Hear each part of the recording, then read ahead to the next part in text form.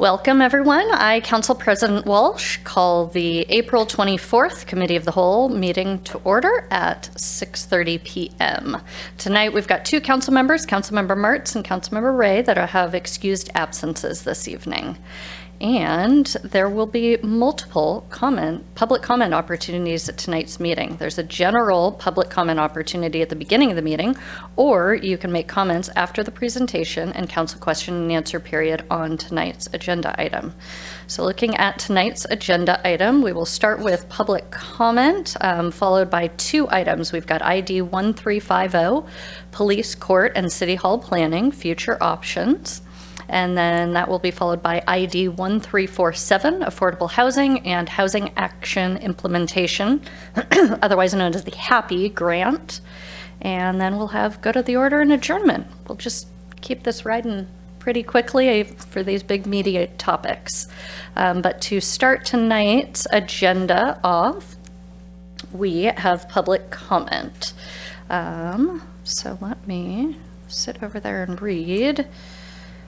So, let's see. Members of public may address council at this time in person or virtually. Those who signed up in advance to make comments will be called on first. If you're joining us virtually and would like to make a comment, go ahead and raise your hand, your virtual hand. If you're on the phone, you're going to press *3. If you're on a computer or smartphone, you're going to look for the hand icon, or you can just send the host a chat message. If you're in the room and did not sign up, I'll ask for other speakers before closing this portion of the meeting. So I'm going to see if anyone online wants to raise their hand or if we have anyone signed up to speak or indicate a desire to speak. Yes. Okay, great. I'm going to go on to the rest of the information, then we'll call people up. So citizen comments are an important part of the public process. We take them seriously and factor them into the decisions that we make. Please direct comments to the whole council and not individuals. While this isn't a question and answer session, we will contact you to follow up if needed. When recognized, if you're virtual, you'll unmute your microphone, or if you're in person, you'll step up to the lectern and press the button to unmute that microphone. Please state your name, address, and relationship to city. Speak clearly and pause frequently, and you'll need to limit your comments to 5 minutes. If you're attending virtually and do not respond after your name or phone number is called, or if your connection is lost unexpectedly, the meeting will need to proceed. You're encouraged to rejoin the meeting if able. Personal attacks, obscene language, derogatory remarks, and disruptive behavior will not be permitted. So, clerk, can you identify the first person who has signed up to speak? Yes, I'm Eric. Did you write Mariah Batista's name down? Okay, was she planning to attend virtually, maybe? Yes, please come up. Anyways, you are the first speaker, Eric Oliner. We also have a few people virtually with us signed up to speak as well. Okay, great. My apologies. We had a time snafu. So Mariah was planning to be here at 7. And she and I and Aaron Longcherry plan to speak sort of tag teaming on behalf of the Issaquah Food and Clothing Bank.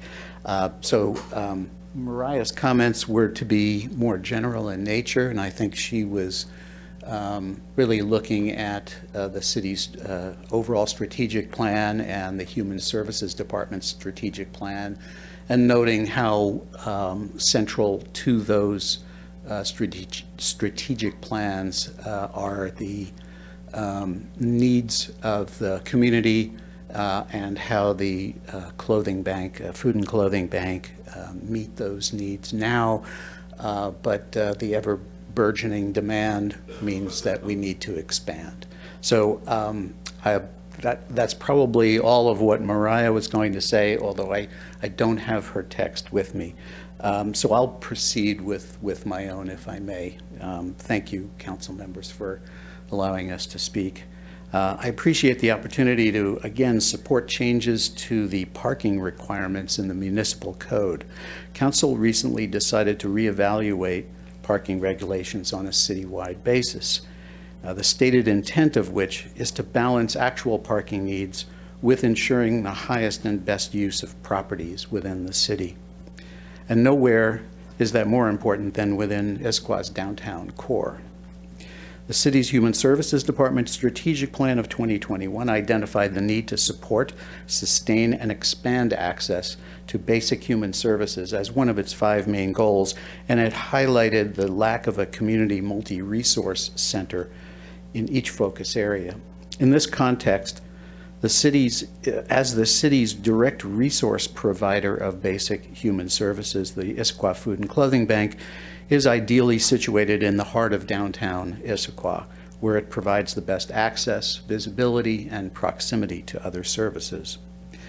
Our proposed expansion at that location would allow us to become the kind of multi-resource facility that aligns perfectly with the city's strategic plans. Unfortunately, due to its limited property size and core programmatic needs, providing on-site parking per current code requirements is not feasible and would seriously reduce the food bank's ability to expand the essential programs and services it provides to our community. Our predicament is a prime example of why the city must have the tools to creatively address parking needs while recognizing the benefits of preserving the highest and best use of property, especially within our downtown core. Arguably, having essential community services in a central location is surely a better and higher use of that property than is parking. We hope Council will give serious consideration to making immediate changes to the IMC that would give the city the flexibility to consider actual needs and alternative solutions. For the IFCB, that flexibility will permit us to move forward with an expansion and become the human resource hub that integrates the community's needed services. If I may, I have Aaron Longcherry's planned remarks with me, so if I might proceed with those. Yeah, you've got about a minute and a half if I'm looking at the Okay. reflection correctly. Building off the remarks of her colleague, Eric, she echoes our appreciation of another opportunity to support parking requirement changes in our municipal code to preserve the highest and best use of property as utilized for essential human services. It's our understanding that the parking spots directly in front of our food bank are not currently officially designated as city on-street parking. As the city considers its overall assessment of building or expanding in the downtown core, we ask that the city consider allocating the spaces directly in front of the food bank as designated on-site parking for the Issaquah Food and Clothing Bank, as they are currently primary use for this purpose. These spaces are vital for neighbors accessing our programs and paramount to our ability to continue providing much-needed essential human services to help ensure an equitable and thriving community. These spaces are also high turnover and short duration use and are regularly utilized by the general public outside of our operating hours. Again, we appreciate the council members' consideration of this request as a critical component of balancing parking requirements with, as I've said before, highest and best use of existing city properties. Thank you very much. Great timing. I mean, just hit that one on the nail. Clerk, is there anyone else who has identified a desire to speak? Yes, the next speaker is a virtual attendee, John Schwartz. John, I've just made you a panelist, so you should be able to unmute, and you can choose to turn your video on if you'd like. Sure. You're able to hear me okay? We are. Thank you. Okay, good. Hi, I'm John Schwartz. I live at 6306 151st Avenue Southeast in Bellevue. My relationship to Issaquah is that I'm currently working on a townhouse project there and looking for other development opportunities in the city. As far as my background, I'm an architect by profession, have built affordable housing, day and overnight shelters, transitional and supportive housing, currently have a family supportive housing project going in Ballard. So I'm pretty familiar with a long history of how affordable housing and gets built in the state and the funding mechanisms in place for that. I did read with interest some of the reporting on your work with Echo Northwest on identifying barriers to your current IZ regulations. And I think I would echo a lot of what they're saying there. I've done projects as low as 30% of median income with special needs housing. And for the most part, most of the projects we work on only happen with free land and substantial tax credit and grant monies coming into the project. And you have to find that balance of can you get free land? That's the best. And just about every project we work on, the land is donated to the project. Second, I think, is if you want the market rate developers to be working in this space, you have to work within some criteria where they can actually get a loan placed on the vertical construction to make it financeable. The recommendations of somewhere around 7.5% to 10% of your overall unit count makes sense. I would tell you it's tough to make it work at much less than 80% of median income. Other aspects is you also using the multifamily tax exemption program, that in combination with these inclusionary zonings is really important. The other thing that we've seen in some markets is actual zoning envelope incentives where they might allow additional height. Also, oftentimes, from both a market perspective and as an incentive, reduced parking requirements.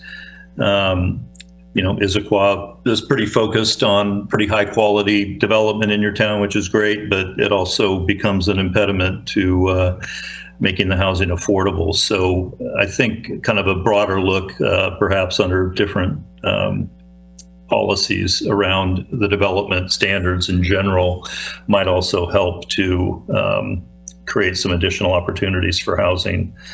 Anyway, just wanted to share my thoughts on that. Good luck. I hope you can find the right balance on this, because our area definitely needs more affordable housing on the east side. Thank you. Really appreciate it. And do we have anyone else signed up? Okay. Yes, we have two more virtual attendees. The next is Brian. Brian, I've just made you a panelist. You should have the option to unmute and can choose to turn your video on.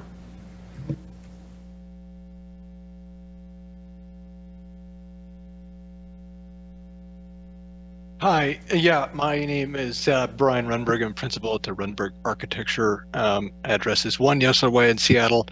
I'm speaking on behalf of the ownership and development team of the former Red Robin site, 1085 Lake Drive in Pickering Place. I'm here to comment on the Affordable Housing Action Plan, and specifically supporting the 3 items in the Strategy 6 recommendations within Attachment A. I believe it's on page 82. I have 25 years specialized experience in mixed-use developments and TODs, housing throughout the region. And our group is in the process, ironically, as you're putting this together, of evaluating that Red Robin's site in Pickering Place for redevelopment. And we're looking at 2 key choices. One's between office use, similar to the Costco office buildings, or mixed-use development, which would align really nicely with the central Issaquah plan. SRM develops both. They've developed the Kirkland Google campus, for example, and then also the mixed-use housing as well. Collectively and individually, both our firms produced tens of thousands of units in the region over the past 25 years. We collectively applaud the central plan, its vision to quote, create a vibrant retail core and livable, sustainable, balanced mixed use in the urban area defined there. And for this Red Robin site, it can yield somewhere between 275 and 300 units. However, we've just completely stopped in our due diligence to execute on this because of this affordable housing policy. This, according to our calculations, somewhere to 30 to 36 units in the 50 to 60% AMI range, plus over $700,000 in density fees. As a previous speaker, I mean, we are big proponents of affordable housing. We do both. We have a division that does both. SRM has a division that does both. And we're seeing the same issue of the performance combination here. And being able to execute on those. So in the past 10 years, I mean, our firm alone has developed or designed and put into place 29 TOD projects along both town transit lines. Some are built, some are under construction, some are in the design process, but none have the AMI combinations that we're seeing requested here. Thus, agree with the strategy 6 recommendations there. So for context, just briefly, I can say for market rate projects, again, the previous speaker spoke on the same thing, but what is standard in many of these other projects we're doing, and again, there's numerous of them, they're somewhere they're in the 80% AMI range on performance, and those are with MFTE, and we understand with Red Robin site, we're not even eligible for MFTE, which is unfortunate. And just to be competitive, because the property sold for the same price per square foot, yet this light rail or link system is 15 to 17 years away, where the other ones are months away from being implemented. So there's a barrier to market on there. So and just on the AMI range, and I think the previous speaker kind of spoke on this as well, these are defined as very low income, and the key components, we do hundreds of units on both. They're mainly developed and operated by, if they're affordable, they're developed by and operated by nonprofit organizations with specific criteria to make them viable, let alone successful, meaning the land values, but there's also bond financing, local, state, federal funding, and those don't overlap is what we've seen with the market rate. The market rates can perform down to 80%, but they cannot do that. The other component with the affordable range, or the AMI range, is is to have social services included to make them truly successful. We are, again, long-standing experts in this specific market, and this, as a responsible architect and steward of our community's environment, we'd love to work with the City of Issaquah to fulfill the Central Issaquah plan. I think it's a great plan and a great vision. But it's sadly, we simply can't move forward with the mixed use without those recommendations cited in that Eco Northwest report. And we fully support those three changes to make at least our specific project viable, which is revising that inclusionary requirement. And there was reduction in structured or parking because of the structured parking. We have an extremely high water table, which is very expensive, and also expand the MFT program. I think all those, as Eco Northwest has cited, will expand the housing overall. So since the program is yet to deliver any affordable housing as it was intended, we don't understand why the staff's not proposing these changes at this time. I can say that we definitely do. Or I think there's an opportunity that we could be defined as a pioneer project under your definition, which is, I think we meet all that criteria because there is no housing on the north side of I-90 corridor. And pioneer projects defined as initial projects in a plan area that are given additional incentives to balance the risk involved with being the first in this market area, which we are, such as MFTE and relaxed. Brian, I'm sorry, this is the clerk. Standards, so. You've reached the end of your comment time. All right, I got most of it anyway, but thank you very much. Thank you, Brian. We appreciate it. If you have anything else, you can always email us at citycouncil@issaquahwa.gov. Great. Clerk, do we have anybody else signed up? Yes, Connor Hansen. Connor, you've been made a panelist. You should be able to unmute. Great, thank you. Everyone can hear me? We can, thank you. Okay. Good evening, everyone. Thank you for the opportunity to speak with you tonight. My name is Connor Hansen. I'm the Managing Principal of Affordable Housing for SRM. Prior to me joining SRM about 2 years ago, I was the Director of Real Estate for Mount Baker Housing Association in Southeast Seattle, and have developed, preserved, or in the process of creating just over 3,000 affordable units in my career. I'm here to speak on the HAPI today and just provide my perspective on the matter. I think John and Brian, who spoke prior to me, touched all my points, so I can be brief. But typically 50 to 60% AMI housing is most often at scale is created with low-income housing tax credits in combination with low-cost government loans. If the 50 to 60% is a requirement of the zoning, it's usually offset with some kind of enhancement to benefit the project, like more density, FAR calculation, less parking, no property taxes, things like that. And then, as others have alluded to, the 50 and 60% housing is much different than 80+% AMI housing, and usually takes a different type of management, different type of building program and design, and it comes with different expenses that are hard for a market rate developer to perform those duties, but also finance those duties. So all those reasons that I've listed and others have listed this evening are kind of the main reason why we don't see a lot of this type of housing, mixed income housing, meaning 50% AMI housing with market rate in the region, because it really requires an expert who is specialized in all the items I listed to not only just maintain that housing, but for it to excel. And so it's often a deterrent for these types of mandates to be imposed on housing for a market rate developer to take that on, and the net effect of all that is the housing just doesn't get created. So I'm here to just suggest that I think what Eco Northwest suggested is in line with the rest of the region, and I'm here to recommend that the staff and City Council take their report into consideration for moving forward. So thank you for your time. Thank you, Connor. And do we have anyone else signed up or with a desire to speak? No one virtually. Is there anyone in the room who would like to speak? Go ahead.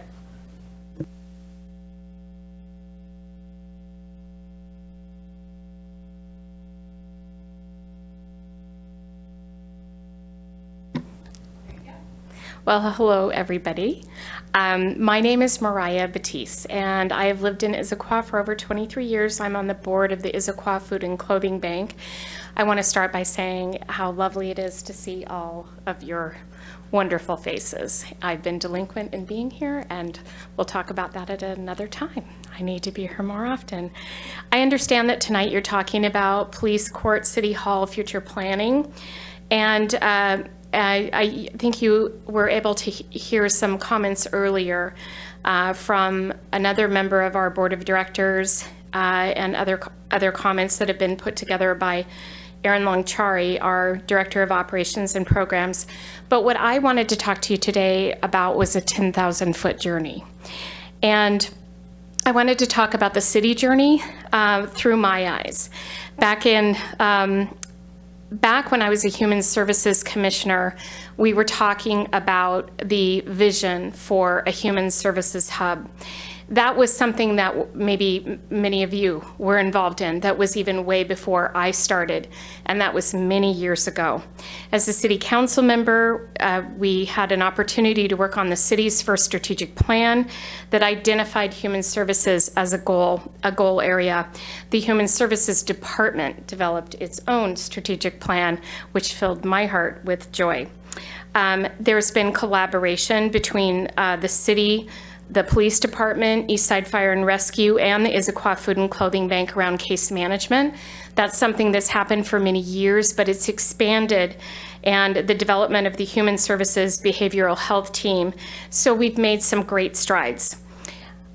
On the other side, the Issaquah Food and Clothing Bank journey, we've been talking for many, many years about the fact that organization has outgrown where it is.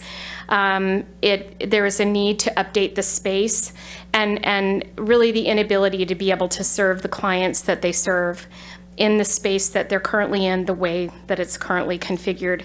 So there was years and years ago, there was the idea for 3 stories at the Issaquah Food and Clothing Bank. Then there was the conversation with Eastside Fire and Rescue. Then there was the conversation with Our Savior Lutheran Church. There were 3 extensive searches with commercial real estate brokers. Now we're looking at a 2-story remodel of our current location. Why? Because we've done research and a lot of due diligence in terms of looking at all of these alternatives, and what we found is that we're in the best location for the clients, for the need, for the city. Being in that core is critical to the work that the Issaquah Food and Clothing Bank does. So I'm just going to say that again. We feel it's critical to our client base. We believe it's the best use of that location. I personally can't think of a better use of where the Issaquah Food and Clothing Bank is setting. And in addition, I just want to point out that something about, that the Issaquah Food and Clothing Bank isn't always great about bringing up is that for 9 years, they've been working on resource navigation and case management. We have a vision of being able to provide human services and being able to be part of that hub, to being able to provide some of the services that would be in that hub, and to be able to be a partner to the city. I want to also say, now that we've talked about two journeys, I want to also say that we very, very much respect this process. The city has to have strategic foresight. It has to have the ability to look into the future and to look at planning and everything that needs to be done. And we all understand and respect that. But we've been talking about the need for expanded human services in a hub model, and what we need to do to get that done for so many years now. Right now, we have the Issaquah Food and Clothing Bank, a shining star. I've called it a shining star before, and I'm going to call it a shining star again. It's a group that wants to stay in the core. It wants to stay right in the core. It's right here. It's in the right location. It's the best use of that space. So I just ask that as you're making all of your thoughtful decisions tonight, that you keep that into consideration, take it into consideration. I thank you for your time. Thank you, Mariah. And do we have anyone else in the audience who'd like to speak? No? Okay. And given a last call to anybody online, we're good there? Okay, fantastic. We appreciate all of the public comments. And again, a lot of people had a lot of things to say. If there's anything else you want to share with us, we all read our emails, citycouncil@issaquah.gov. So our next item on our agenda is ID 1350, Police Court and City Hall Planning Future Options, presented by Autumn Monahan, the Administrative Services Director, and Bob Stowe with Stowe Development Strategies, and Mike Jobs with the Miller Hull Partnership. Take it away, Autumn.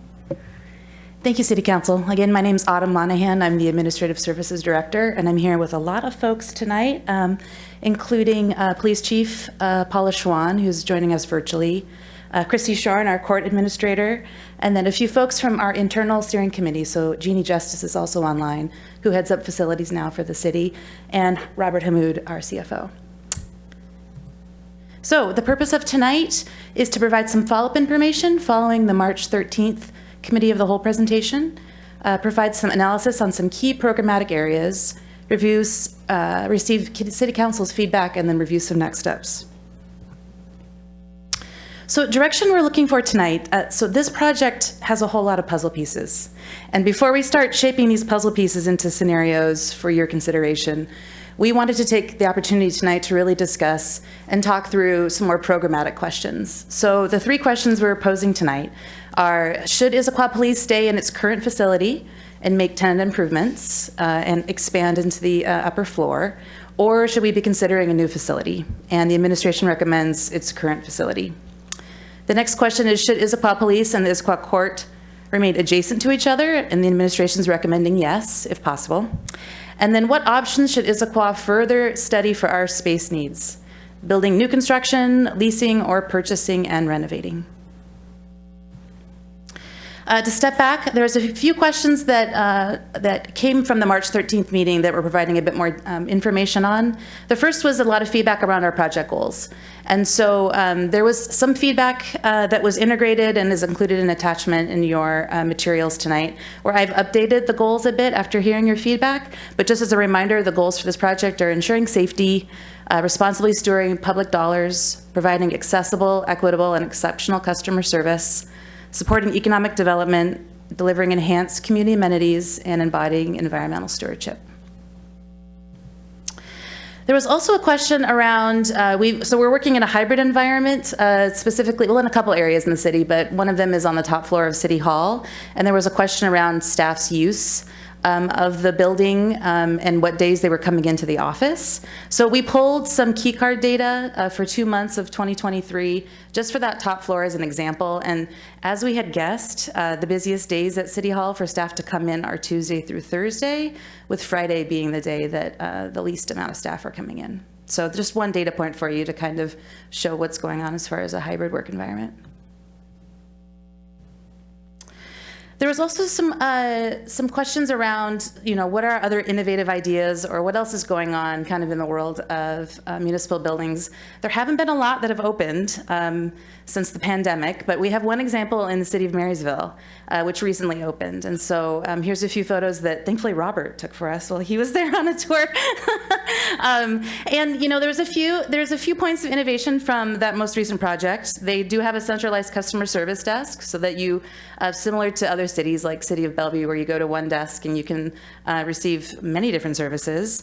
They have a new council chambers, which you'll see there on the bottom left. They have an attached balcony to that area and then a side workroom, which is great for also hosting community events or other gatherings. They also have an outdoor plaza also for the community's use. And then you'll see here they are experimenting with pods. So similar to what we were talking about just a month ago as far as some creative ways to find private space for staff to hop in and take a quick phone call or join a virtual meeting.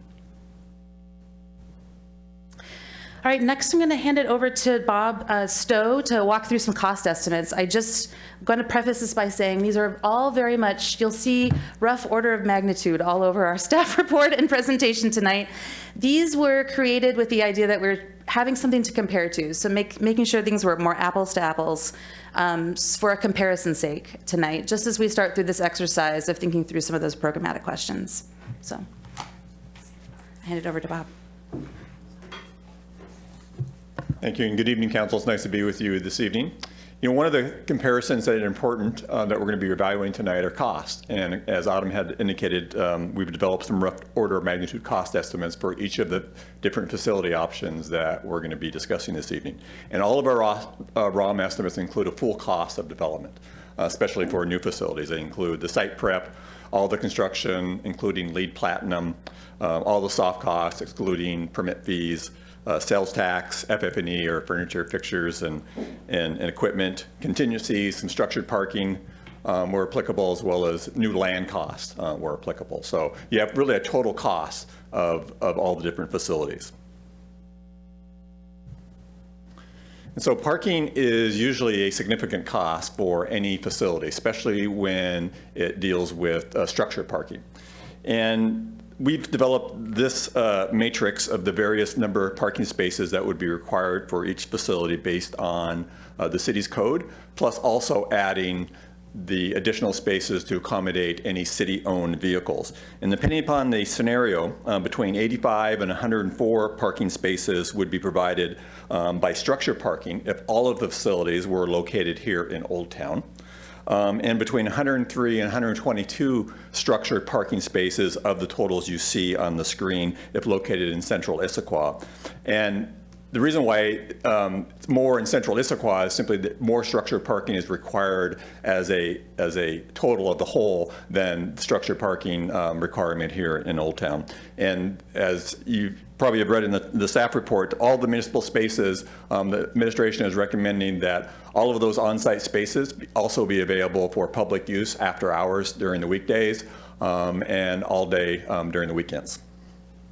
I'm going to interrupt with a question before you go on to the next slide. Certainly. And it might be a little bit more autumn related, but for the parking, is this mostly or entirely based on code requirements?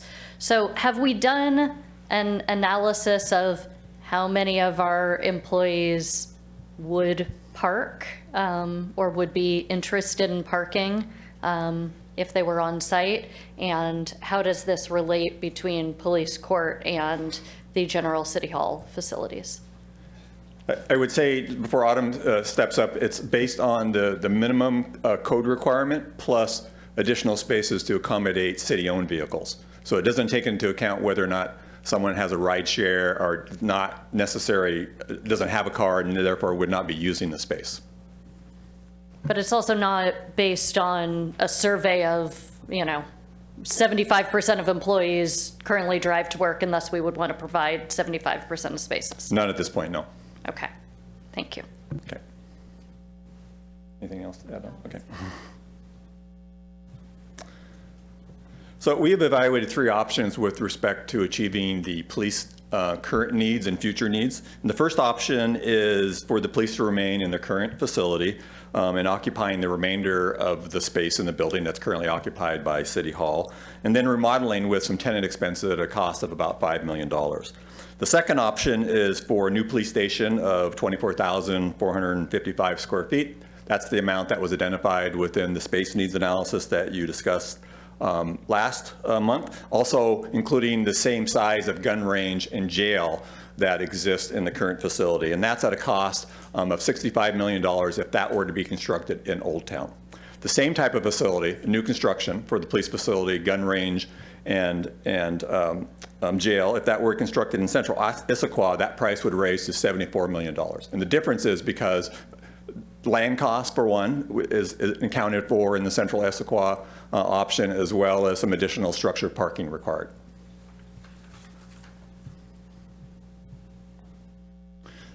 So Issaquah Police and Municipal Court teams see value in locating adjacent to one another. And you heard Autumn mention that the police chief and the court administrator are here to provide some information for you or to address questions that you might have. But generally the benefits are as follows. 1, security and safety. In case there's a security incident at the court, police officers are more likely to respond, certainly if they're just adjacent or right next door to the court. Customer service. Sometimes customers come to maybe the wrong counter when they should be, if they're coming to the court counter, they may be seeking the police counter and vice versa. And simply having adjacent facilities allows that citizen then to immediately go to that other counter without sending them across town to find the facility. And then remanding orders. When the defendant physically is located in the court, is remanded into custody, Issaquah police are more likely to respond faster for any sort of detainment that might be necessary. And tonight we sit in a shared space between the court facility and the city council.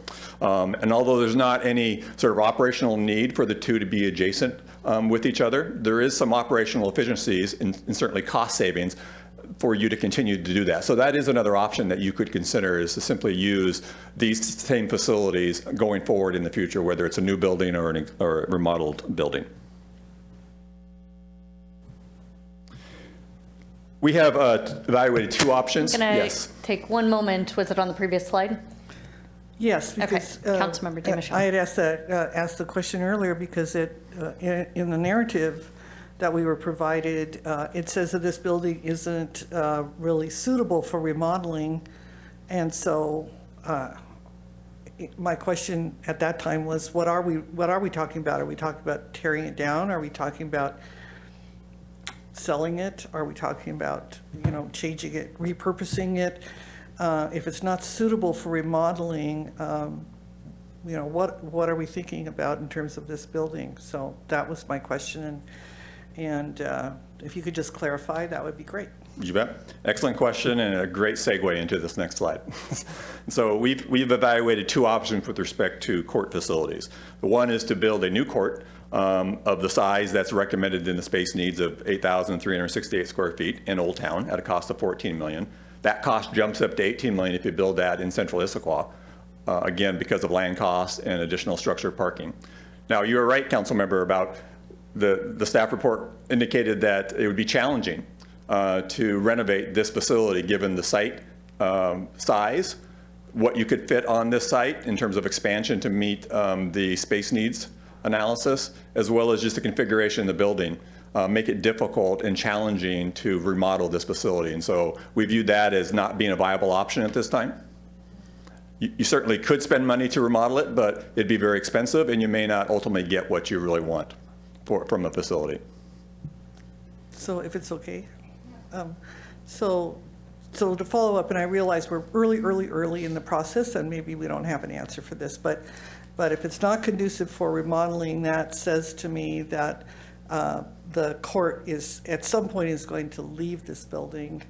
Either it's going to be a new building, or we're going to build something over there, but that it's no longer viable for the court to be in this building in its current state. Is that what I'm hearing? That's the preliminary outcome that we've come to.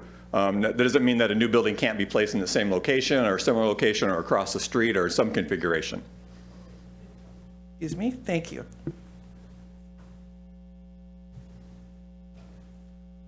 So we're going to kick off the... So sorry, we've got one more. Okay, sorry. Always last minute here. I'm so sorry. I just wanted to ask, since we have Chief Schwan on the line too, so the memo talks about how IPD and the court see value in adjacency. You talked about efficiency too. I'm just curious if beyond adjacency, if Chief Schwan, if you have any thoughts about just like location and just kind of what your analysis might be just as the head of IPD. Thank you, Councilmember. Regarding the location itself, in proximity to the court or in general? Just in general, with regard to any future city hall, future options that we're considering, do you and do IPD see value in staying put where you are, taking over the building? I mean, this is again getting kind of cart before the horse here, but if we're thinking about whether or not we should look elsewhere, is that something that, in your opinion, IPD would be in favor of, or does IPD seem like staying put where you are adjacent to court services is the most valuable option? I think adjacent to court services is a valued option for many different reasons. Many have been described, but there's also circumstances with when we have to. Recently, there was a circumstance with public services and probation, and we had to take a foot chase to go capture an individual who was put into custody. So that's a big piece, but more importantly, for where the actual PD is located currently, I think that's also very important due to the proximity, and we are very centrally located right now. And to find somewhere else where we're going to be able to have a jail that's in the location and as secure as it is, would be very difficult to find, along with the range like we do have it. But for us to be as centrally located, if we need to get to South Cove, we're in the center of the city. So if one of our officers at South Cove or needs to get to the station or vice versa, we're centrally located. Same thing for the Highlands. I think it's a very good proximity to the rest of the things in our community. And I think that's an important piece for our response times, for getting them the services that they need, whether it be dispatch, and it's also not super close to major thoroughfares, which it is, but it isn't. It's on main streets, but it's not like next to the freeway, which is not a great place for a police department to be right next to a freeway. And a lot of our city is right near 90. And so I think, our location and proximity, especially to court, is a really big deal because we do a lot of work with them. We have many people every week who even come in, like it was described, to our lobby and say, oh, is this the court? No, you have to go across the street. And so having that communication, whether it's in the same building or not, but even if just being across the street like we are, is a huge, very advantageous for us. And so I think changing that would be it would be more difficult. It would make things a lot more difficult because we'd have to transport people further around the city. So that means we'd have to be transporting people and putting our officers or transport people in more situations where they had to be going back and forth court. So there's just a lot of different pieces for court being away from us more. And the people and the court staff, if they wanted to take someone into custody, then that would also put them in the same circumstance, which we never want to do. Safety is first and foremost. And then, like I said, for the police department, we do need more space. We're growing out of our space. We have been for quite some time, but having the whole building will change that drastically. We do have in that space, from what we could tell, has a lot of what we need for at least the next 15, 20 years, even with growth of the population. I think parking is the biggest thing, but we're working on that piece as far as in the back and having secured parking. That would be one of the bigger pieces as far as that being a bigger part of our building planning part. Thank you very much, really helpful.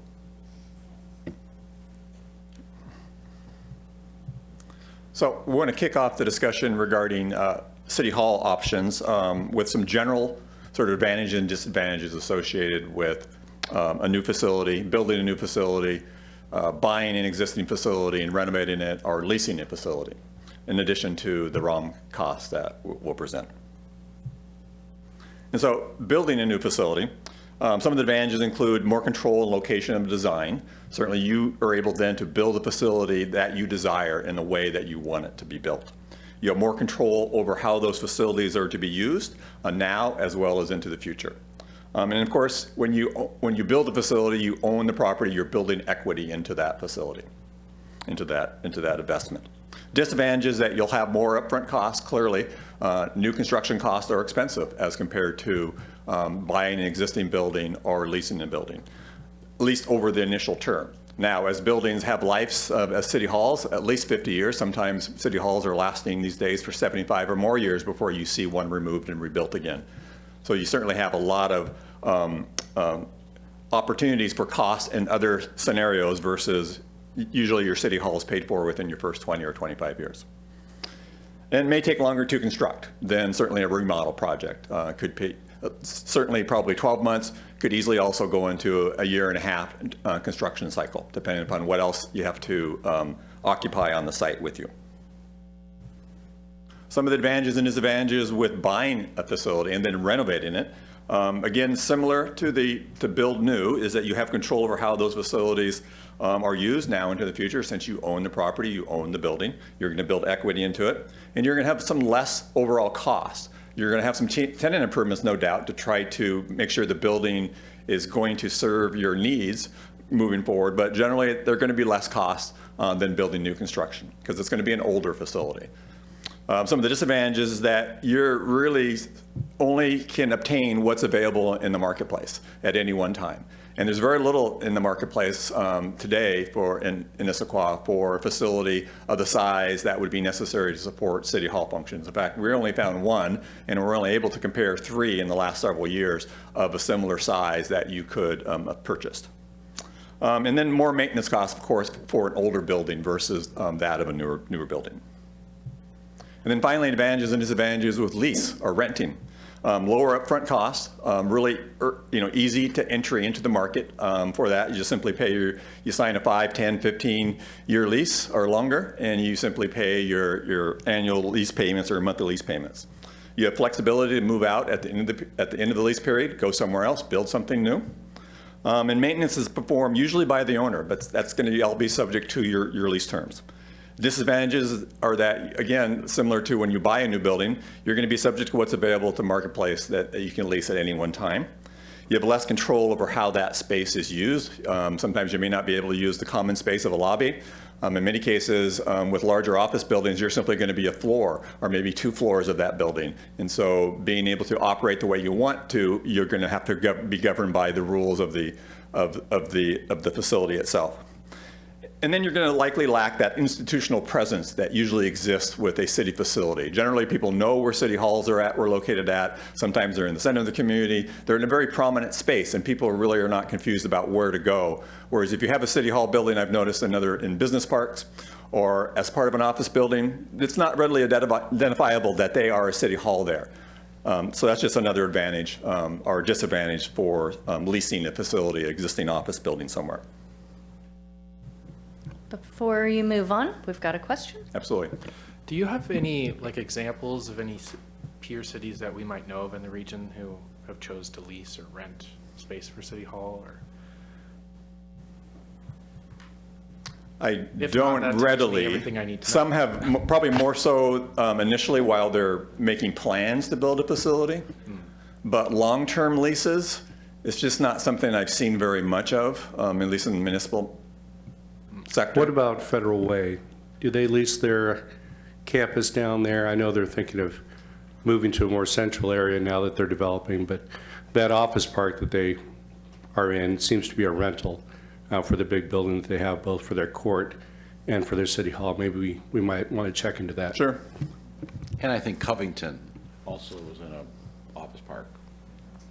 And I don't know if that's a quote-unquote temporary or not. Yeah, I'm just not aware of, I'm sure there are some. I would imagine the majority are probably owned by the municipality, but there probably are some that are long-term leases as well.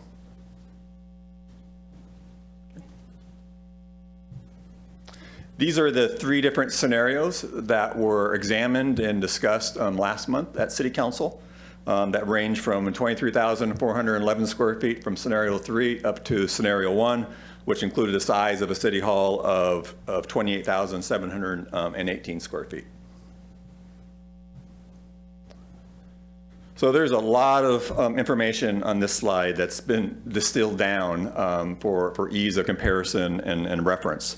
Again, it's more expensive to build a new facility in central Issaquah than it is in Old Town because of the structured parking requirement of the code and the provision for buying, at least potentially, or the need for buying land in order to accommodate that new facility.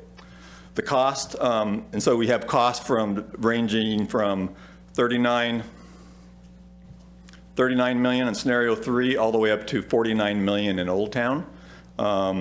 And in central Issaquah, they range from 48 million in scenario 3 to $57 million in central Issaquah. And again, these are full costs, all costs included with exception of permit fees.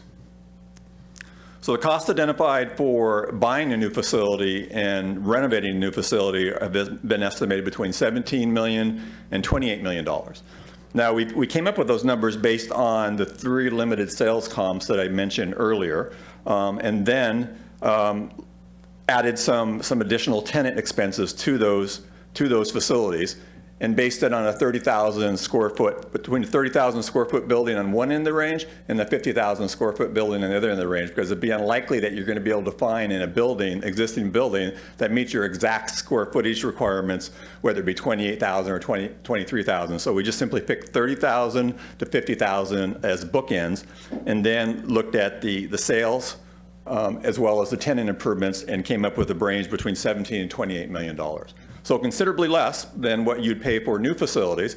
But again, it's going to be subject to what's available in the market and then whether or not it truly meets your long-term needs or not. Then on the lease scenario, we looked at a market lease of $45 per square foot, escalated that by 3% every year for 20 years. That's where the $36 million is calculated from. And then if you extend that out to 40 years, that's a lease cost of actual payments that you're paying year over year at 3% interest rate of $102 million. Again, that's based on a 30,000 square foot facility, because the likelihood of you being able to simply take a piece of a building and exactly getting 28,000 or 23,000 is unlikely or be low. And so again, we just for comparison purposes use the 30,000 square foot is maybe what you'd have to lease, and those costs are between 36 and 102. Now you can start to see that at some point in time, if you buy it, if you purchase, or if you build a new building for 45 million, as is in scenario 2, even with the principal and interest associated with that, certainly well within its life, you're going to have a payback. The lease costs are going to be far more expensive than what the total cost would be for the new building. Before you move on, I've got a question, and then did you also? No, okay. For the build new in the Old Town, I noticed in the memo it talks about the parking that's on these 2 parallel streets that's not considered on-street parking. So are those considered part of what we would use to satisfy our parking requirements? It would be, yes. Okay, so with that location, that lowers our potential cost of parking if we are using that as part of the calculation. That's correct. Or alternatively, if you didn't use it as part of the calculation, you'd put it in more structured parking, you'd raise the cost. Okay. And I assume we don't have a sense of what portion the cost that is. That's a future conversation. Well, it would be 65 spaces. At structured parking costs, we've used $75,000 per space. But if you also include contingency and sales tax, it comes up to $94,000 per space multiplied by 65 spaces. You've got a lot of math in your head. $5-6 million. It'd be a pretty hefty price tag for the parking, yes. Appreciate it. Thank you. Oops, sorry. This is not advancing out of some reason. There, sorry. So there was a question last month whether or not we should be planning for a 50-year growth, given that the building will have a life that likely exists beyond that. Space planning for new facilities is difficult at 20 years, let alone 50 years. And so our recommendation is to ensure that whatever site you decide to locate a city hall on, whether it be Old Town or Central Issaquah, that it's sized sufficiently to accommodate an expansion of the building at the time that you know the size of building that you need. We're just thinking that's a better approach than trying to determine what the size of the building you might need now when you don't need it for 20 years and you don't know if you're going to need it all when you get 20 years out. So that's how we would recommend that you approach the 50-year growth scenarios. Just make sure your site has ability to expand whatever facility that you place on it to meet your space needs. And we're still currently reviewing some other opportunities to share space with another entity or entities to provide some cost reductions. If we're able to share space, we're able to find a partner to help share in that expense. And so that overall cutting your costs down and providing more efficient service for the public. Did you want me to cover this steps or do you want to cover next steps? Okay. And I'm available for any questions that you'd have on any of the cost estimates or information that we presented tonight.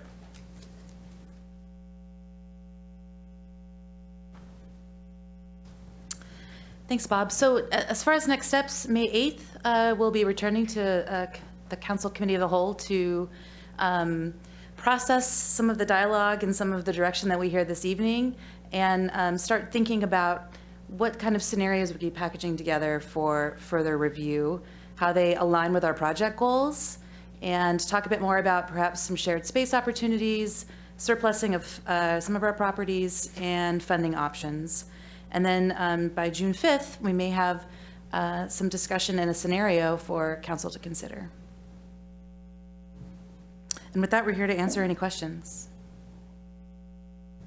Okay, we've got a few, starting with Councilmember Joe. Thank you. Court Administrator Shorn, would you step up to the microphone, please? I had some questions about the court. In 1999, we started this court, and I was on the little subcommittee that evaluated the space and evaluated what we needed. Right now, as I understand from my conversation from Judge Stewart, there are a number of things that the court would like to see that would be in the 3-year kind of, well, we need it right now to 3 years out, and then some 5-year opportunities that you'd like to see. Could you touch on those a little bit? We haven't really talked about the court that much. Sure, thank you, Councilmember. Thanks, Autumn. The very first thing I think that we're in desperate need of is jury space. When we have jurors come in, there's no place for them right now to congregate at all. We bring them all into the lobby area, and then there's not really a great place for juror deliberations either. Jurors deliberate in this back room. In our current,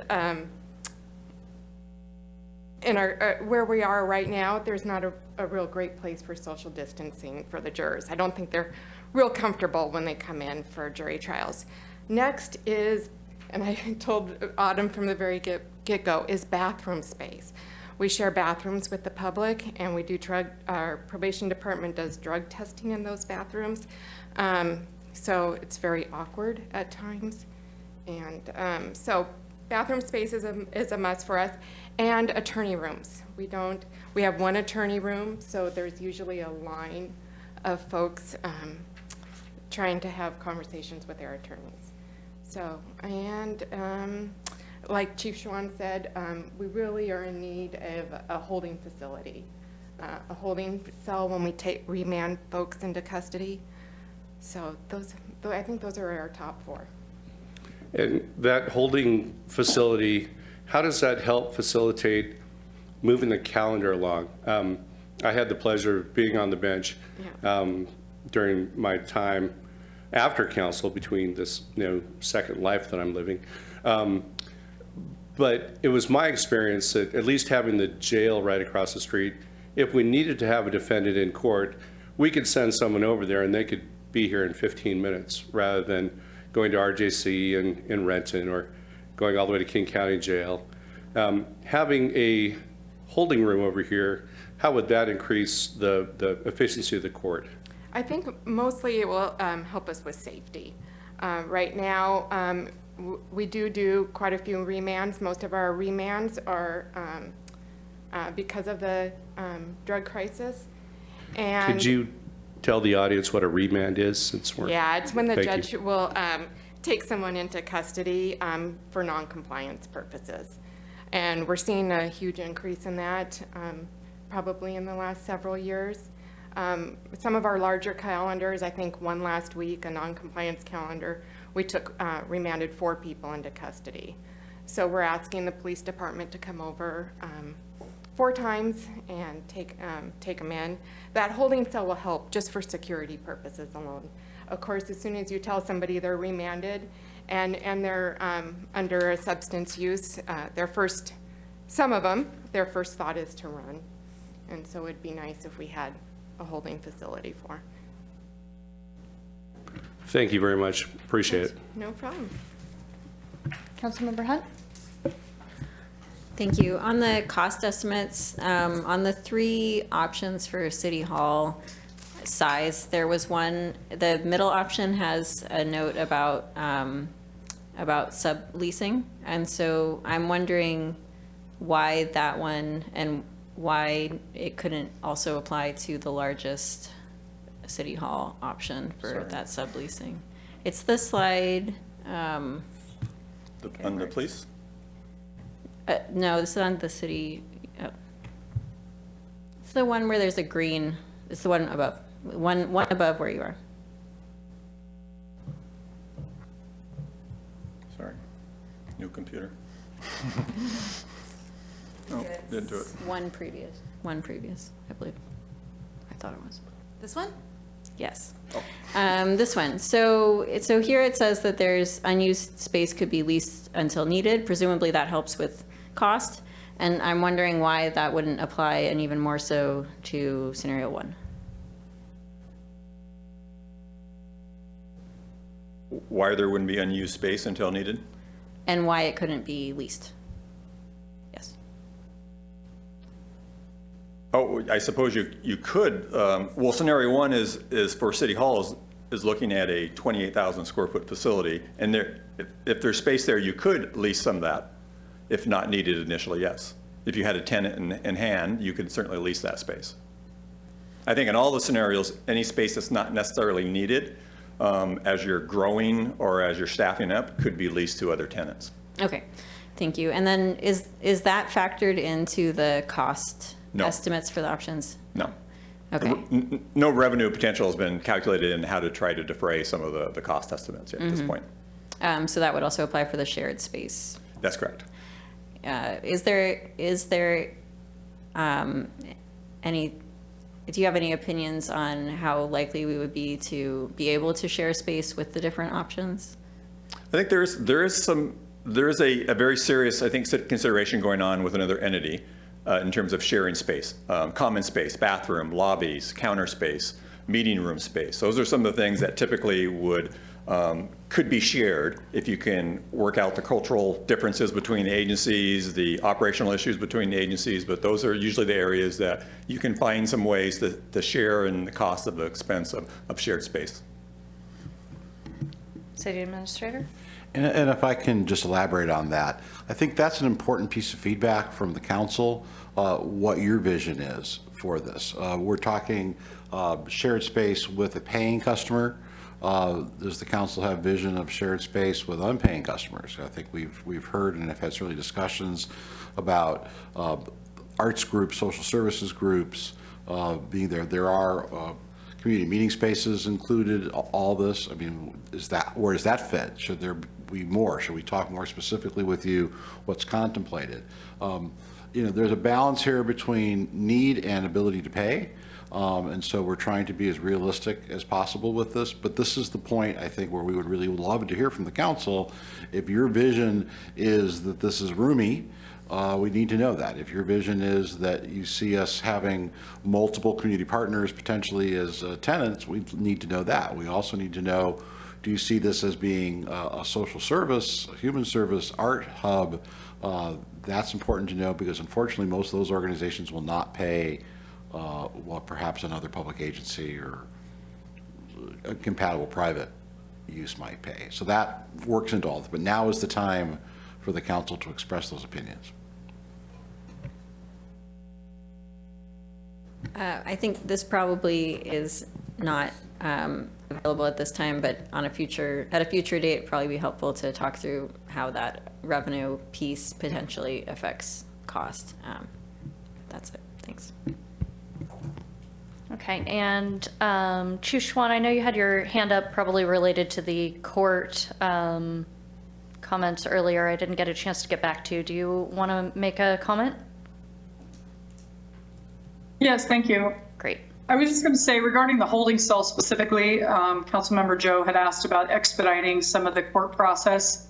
If we know in advance that someone needs to be seen, our transport officers, if a holding cell would allow us the safety option to keep them separate, number one, or if there was a trial where someone that was in custody needed to be over here, we could have them prior to, because we would know they would need to be there versus the court having to wait. And sometimes they do have to wait.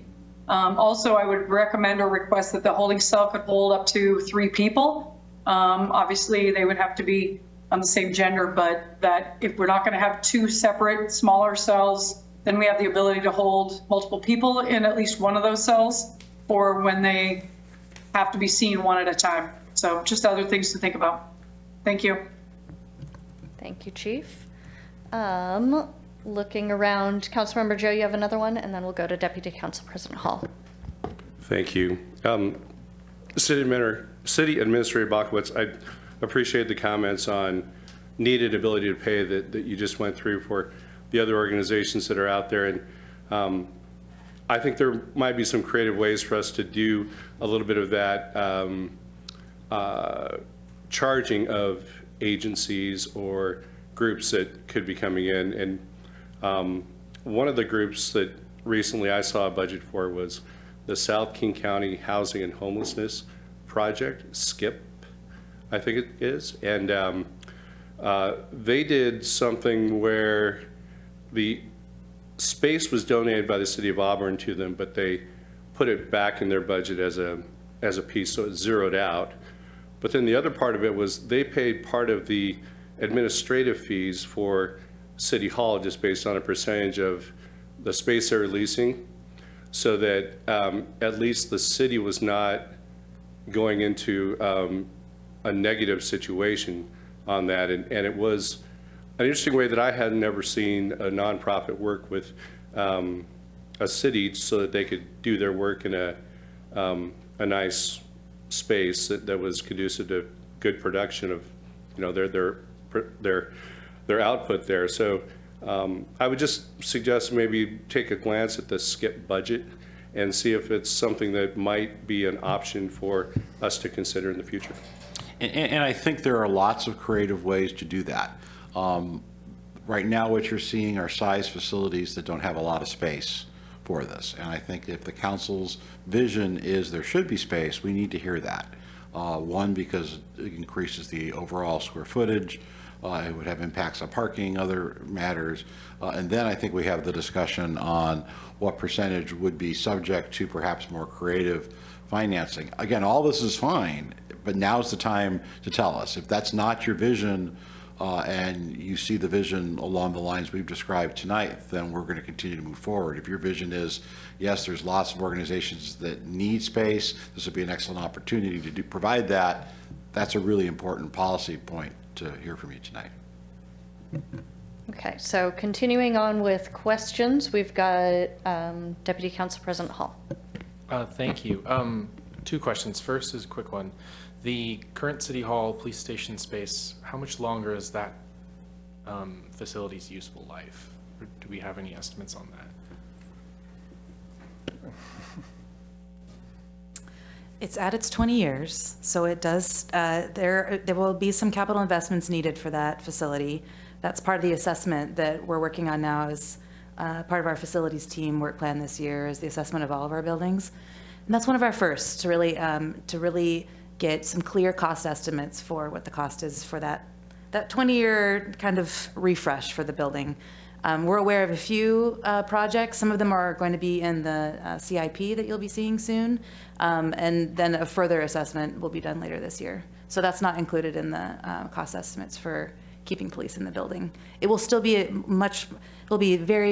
be less expensive to keep police here and do any rehab work than purchasing or building new. Okay, thank you. That's helpful. This is completely different now. It's Bob, right? Yes. Okay, this one's for you. So you've had this conversation and helped facilitate this with other cities. I'm imagining many cities, is that right? Or just kind of thinking about these more generally. Yes. One, and this will be kind of a policy discussion for us to have too, is how do you think we should be thinking about opportunity costs between, like when I think of locations like staying here versus going into central Issaquah and potentially encouraging the kinds of development that we're hoping for, that our next conversation is going to be, that, you know, there's an opportunity cost of not relocating to central Issaquah and potentially encouraging that market, which is aligned with our goals. How should we be thinking about this, just kind of more generally? Sure. I mean, city halls sometimes are cited because of the economic development catalyst that they might serve a particular area.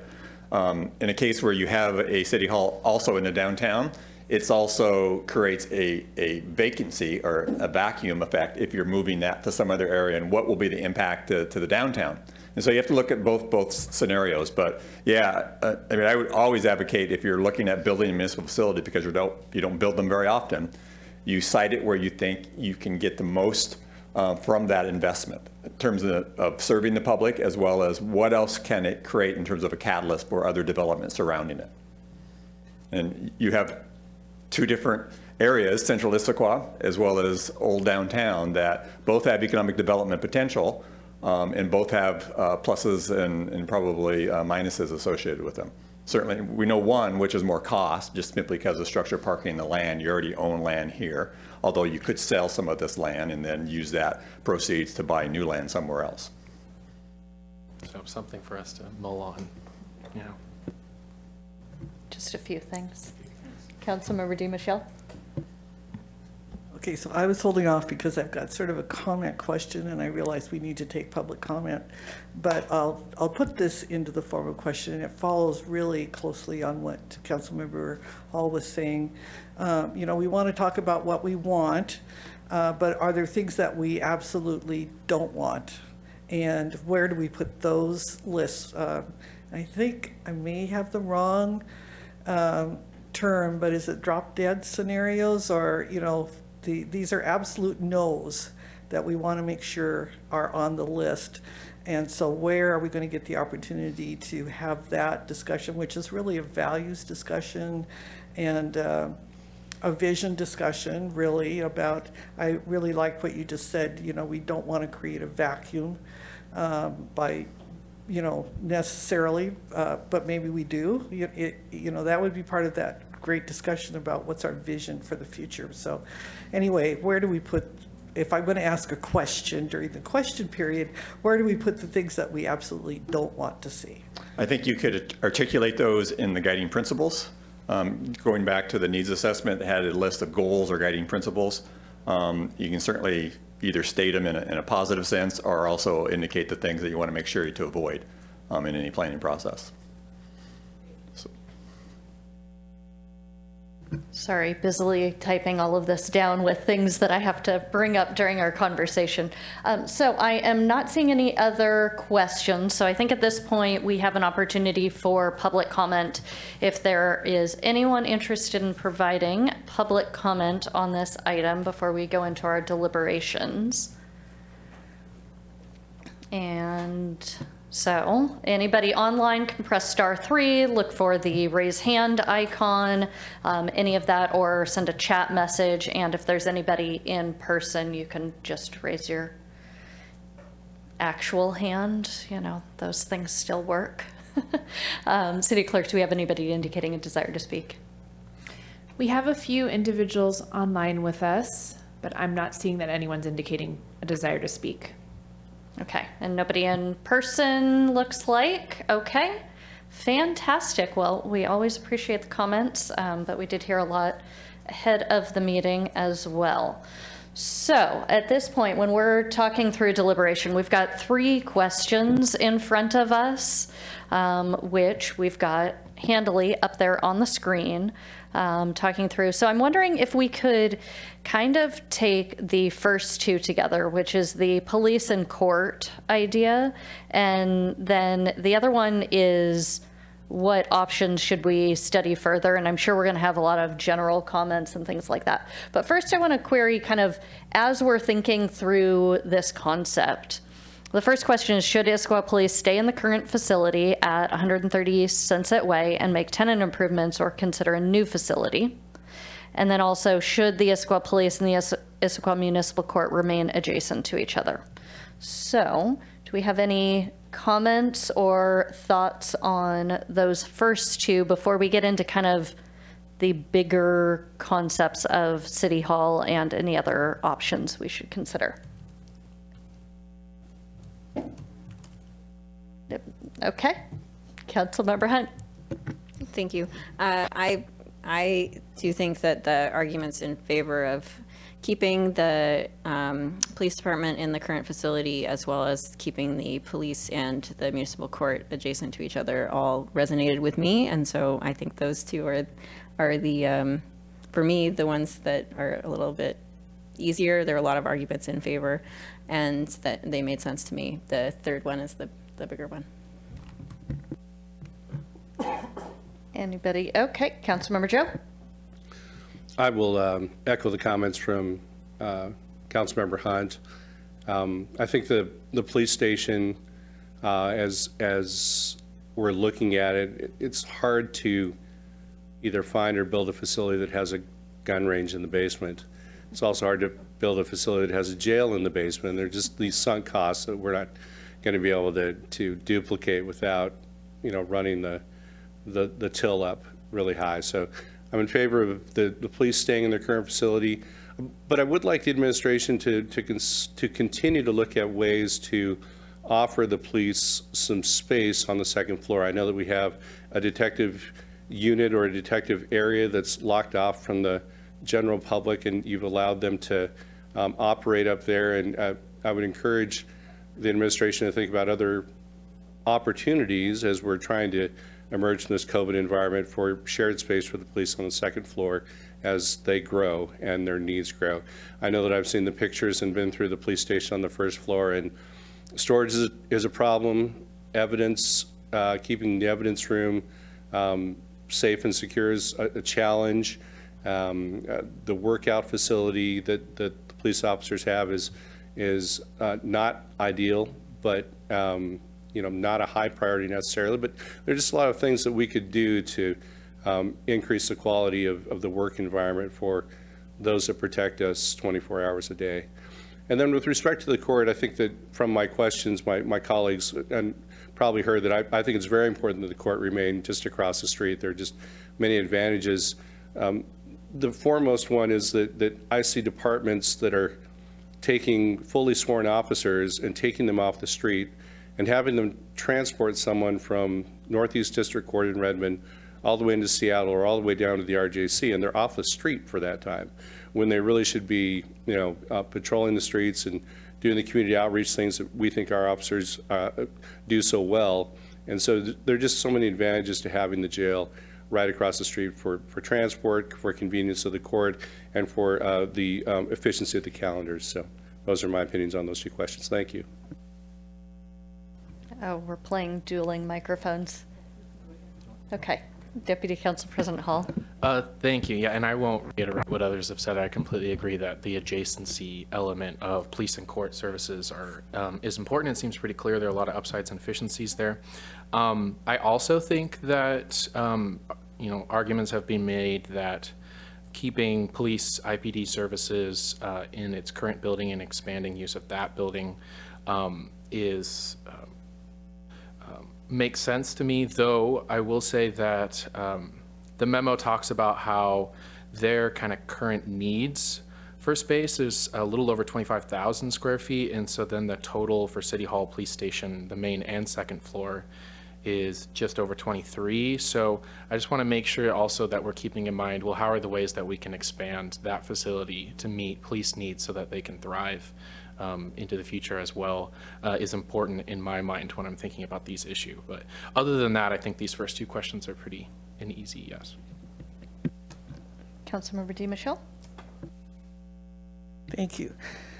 So I've been here before at the beginning of a project, and there are limitless options that you can be looking at. And so it's, you start to wonder, how can we creatively narrow those down and begin to think about the bigger picture. So the first question, should the Issaquah Police stay in the current facility and actually take over that facility, I think is a very smart choice and makes total sense, as Councilmember Joe said, with the gun range and the jail and all the other things. Also, it's the place where people know right now to go, and it's centrally located.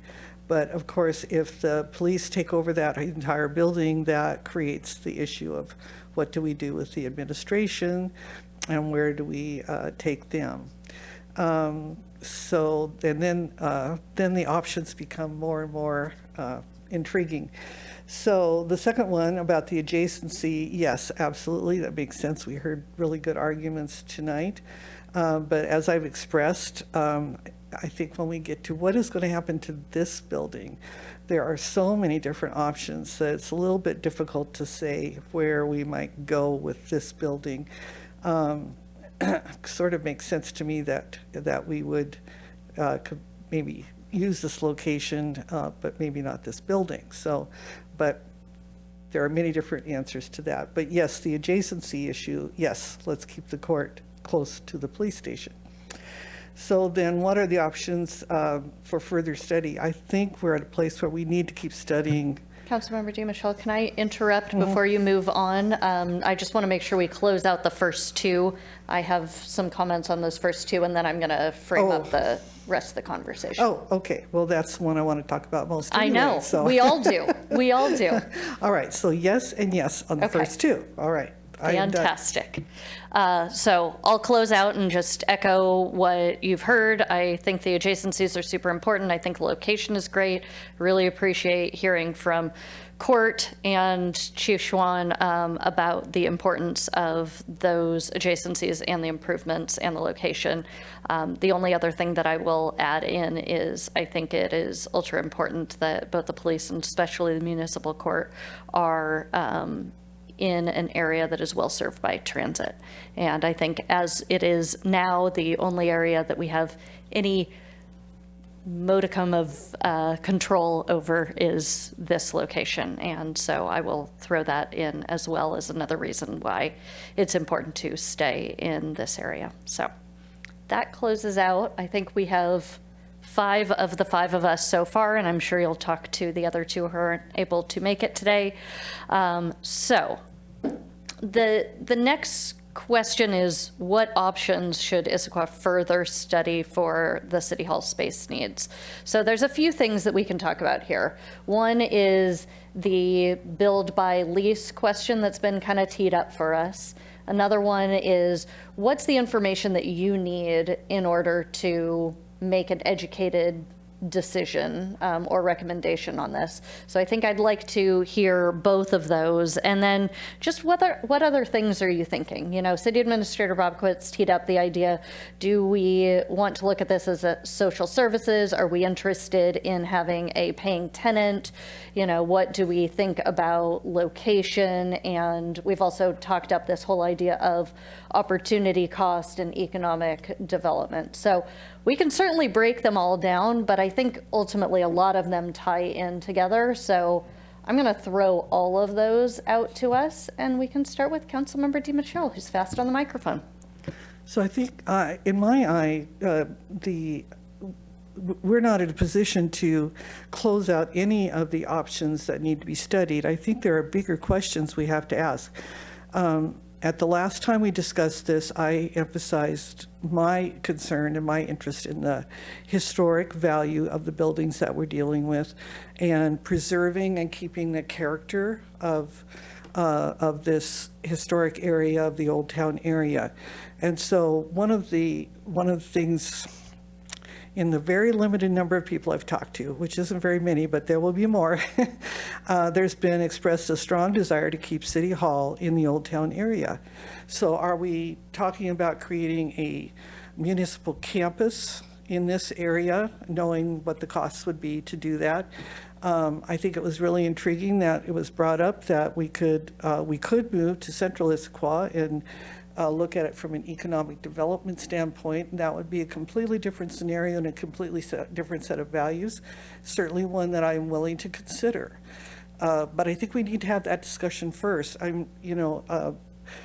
Building new, leasing or purchasing, how does that fit into our overall vision of what we want this to be? Do we want a municipal campus with a city hall, a court, a police station, all located in the Old Town area? Or are we willing to move to a new location that may be the proper location 50 years from now? Are we thinking about the future and what that's going to look like? Or are we, are we just with these three options? So I think I don't want to close off any of these options, building, new construction, leasing or purchasing. I think that we're not ready to make that decision yet. I think we've got bigger things to think about.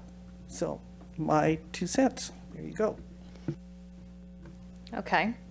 I'm going to hear from other people, but then I'm going to come back and challenge this idea because we have bright people up here and we can have some of those conversations. So do we have any other comments?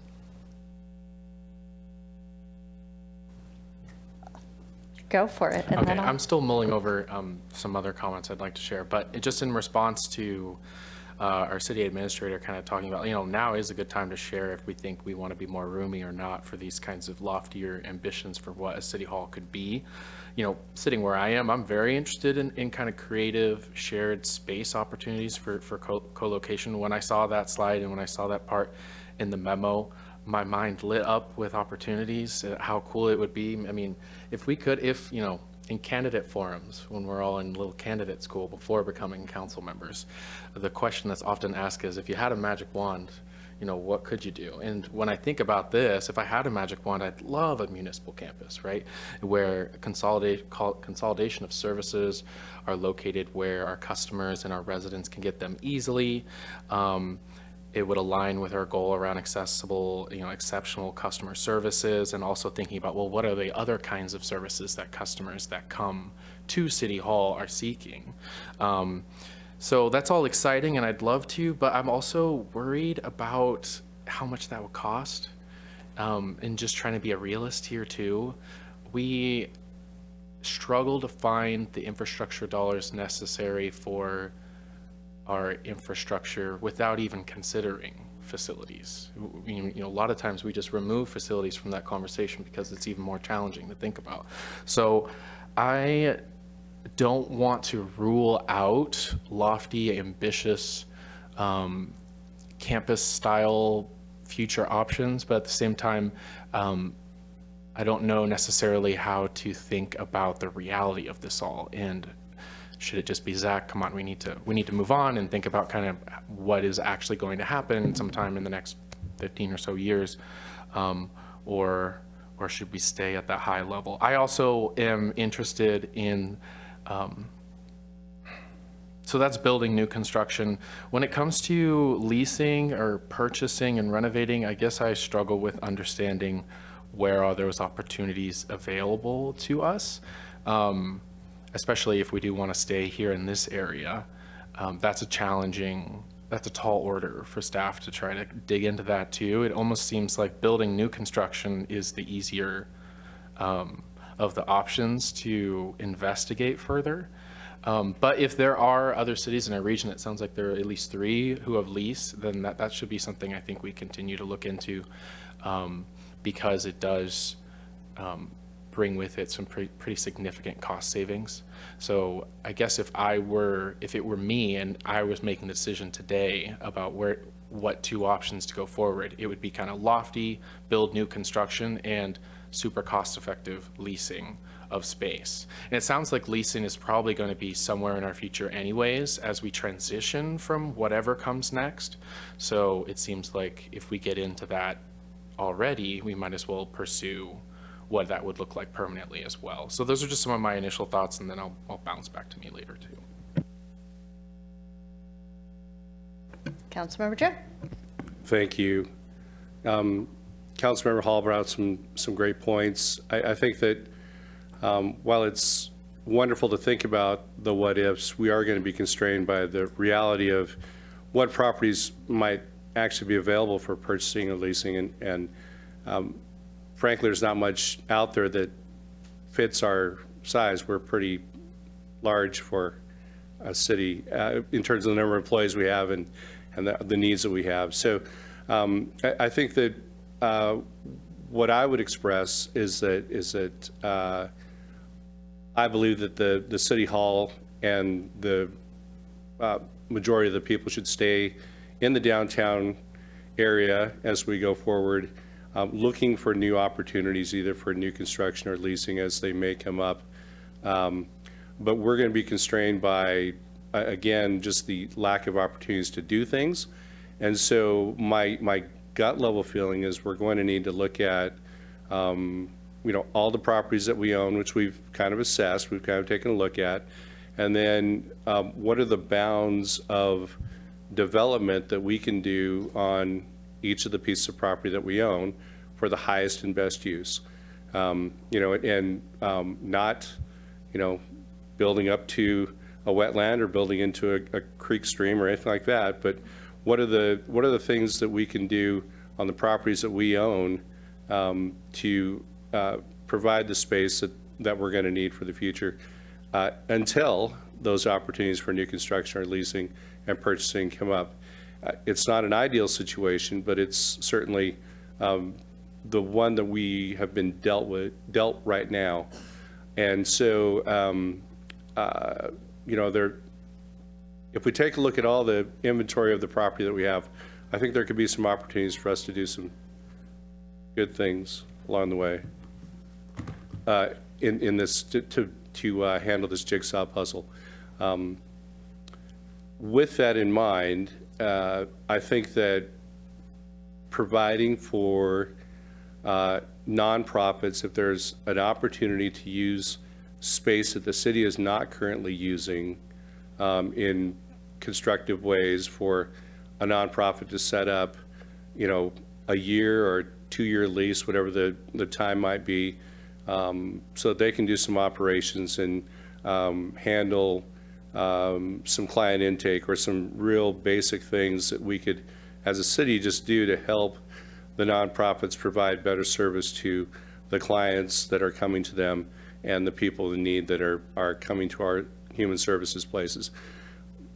This kind of bleeds into the next conversation on the human services conversation, but I think that having human service providers close to our human services department really makes a lot of sense, such that if there's a house down here that might be open, or there's a house over here, hypothetically, that might be open, we could put a human services provider there such that it's easy for our human services people to travel over there, to communicate with them, pick up clients or drop off clients, whatever the case may be. There can be some efficiencies and synergies that could occur as we look at those needs going into the future. Thank you. Okay, go ahead. Go ahead. Okay, I just thought of one thing I wanted to add, and then a quick question as well, clarifying question before everyone else keeps going. So when we are talking about like co-locating or partnering with another organization for space, I see that in my mind as separate than having space available for like nonprofits and community groups. Is that how the administration is thinking? Okay, cool, I'm seeing not, so just wanted to make sure. Also, second clarifying question, none of this contemplates moving Public Works in any way out of their facility, correct? Okay, I'm also seeing not, so I'm done, thanks. Councilmember Hunt, do you want to comment, or would you like me to? Go ahead. Sure. On the building new construction, leasing or purchasing, renovating, it seems to me that the leasing long-term, it doesn't build equity, and it also becomes very costly over the lifetime of the building. So as a long-term strategy, that I do not think makes sense. Purchasing and renovating versus building new construction, the purchasing, renovating is considerably less costly if we are able to find a suitable building for purchasing and renovating. So I wouldn't want to take that off the table, but I also understand that that's less likely than building to our own specifications. Less likely that we'd be able to find a building that could meet all of our needs and at the location that we prefer, et cetera. So I would prefer to keep open the purchasing renovating option in case we find a suitable lower cost option that meets our needs for locating services where people will be most likely to, most accessible to our community and meets our goals about environmental stewardship and also stimulating the economy. And I think if we are able to find the perfect building, that would be great. That all said, the building new construction, I think, one of our biggest challenges is in the goals is responsibly stewarding public dollars. And so I'm really interested in this shared space topic with a partner that could also help us pay for the facilities. That's actually the first bullet under our goals, responsibly steward public dollars, is find operational and cost efficiencies through shared space, reuse, consolidation, and adjacencies. And so that's why I asked about if there are certain building types or certain locations that lend themselves more to that, because I think, and revenue is the other piece of responsibly stewarding public dollars. There's the cost and the revenue piece. So I would like to further study how we best achieve those cost efficiencies through shared space use. Okay, so I will again go last on this one. I think when we're talking about the build, buy, and lease conversation, given that we have all expressed that keeping Issaquah Police and the municipal court adjacent to each other and in this location, that to me basically says, do we want to go back to a City Hall Northwest situation, which is what I would see in my mind if we were to buy or lease, is we would have our City Hall separate from all of these other things. I think those of us who are on council, when we were having that previous conversation, heard a lot about the inefficiency of having staff at different locations, also having people come to this location when they really needed to be at another location. And so I think from my perspective, that is a really important part of making any location choice. And so for that reason, I'm pretty strongly in favor of the idea of staying in the Old Town area to create the efficiencies. I know the most important efficiency is between police and municipal court, but I also see efficiencies between human services and municipal court. I also see efficiencies in honestly keeping it near the food bank if they end up staying over there. I think there's a lot in this area that is really important. And then when we're thinking about the form and function of it and the idea of campus or not, I think many of us have toured the Together Center and see just how amazing of an idea it is to have those service agencies together in a single location. I would think about it this way. Right now, we have a lot of city property around the city that we currently rent out for probably really low cost dollars to a lot of organizations, whether they be just nonprofits or service organizations. So when we're talking about the cost and the efficiencies of potentially providing space for some of those organizations or others in a city hall, the other thing we're talking about is the land that they are currently sitting on its best use? Or could we potentially take that land, which right now is not going to get redeveloped, and if it did, it would have to kick them out and they'd have to find another place.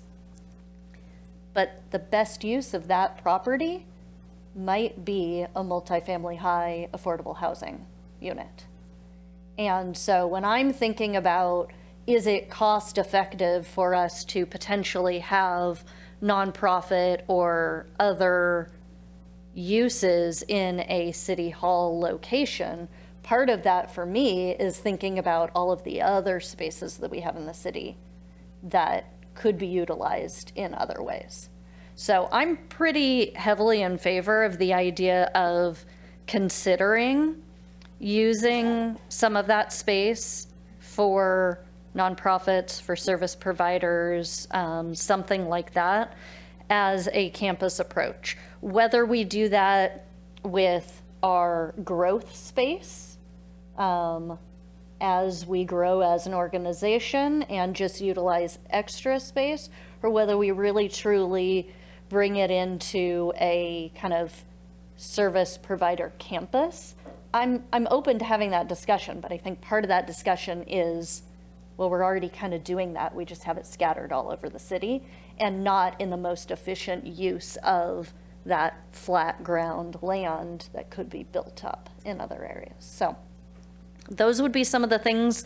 I think we're at a point where we're not going to be able, where we're not going to be able to have that full city facilities list and the understanding of what the future costs are and all of that. I wouldn't want to hold this conversation back until we have that data, but I think it's still important to keep in our mind as potentially it's not just all additional costs because it frees up other potential revenue or ability to build on other sites.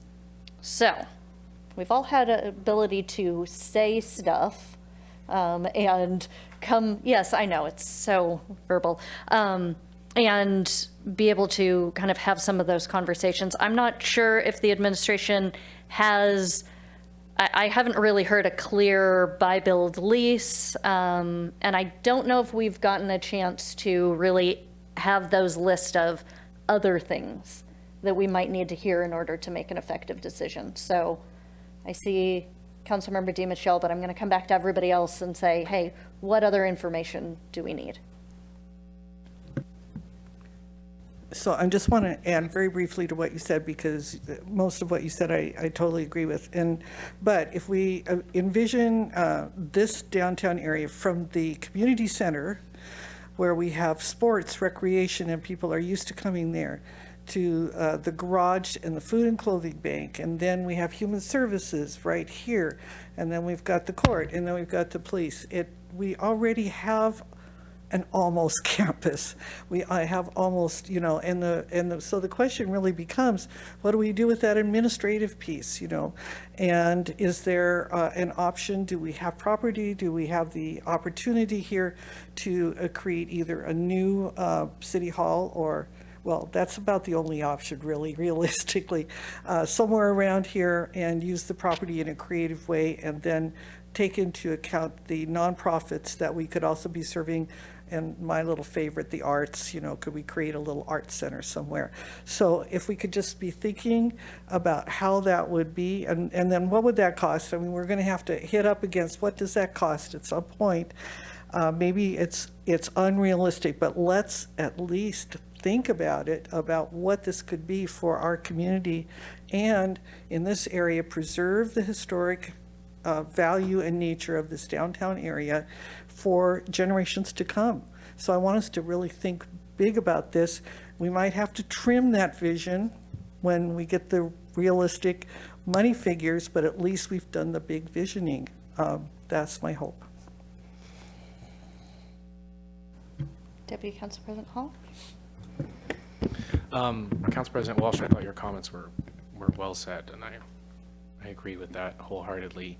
I also thought, I was going to say Council President again, Councilmember Hunt made a compelling point too about thinking about kind of our responsibility to think about equity when it comes to leasing, and whether as fiduciaries that should take kind of precedence when we're talking about using public money here. So that makes me think less of leasing as an option now that we're kind of getting into this a bit more. But again, it seems like leasing is going to have to be some sort of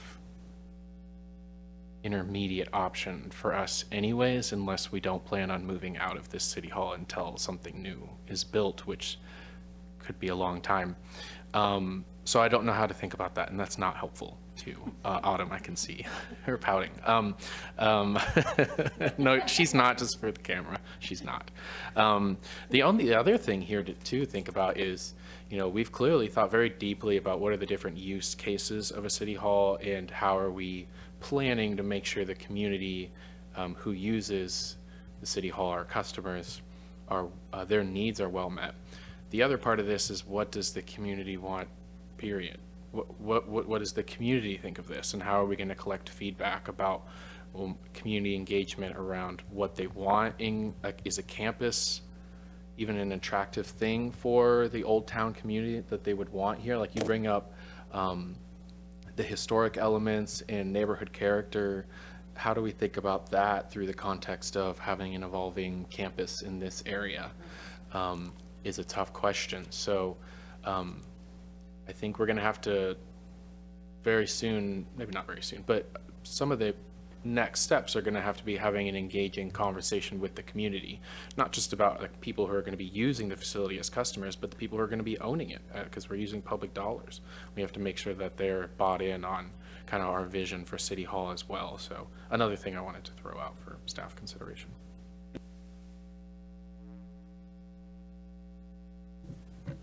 So I'm going to throw out some of the things that I want more information on to help understand kind of the rough order of magnitude costs and how it was calculated with some transparency.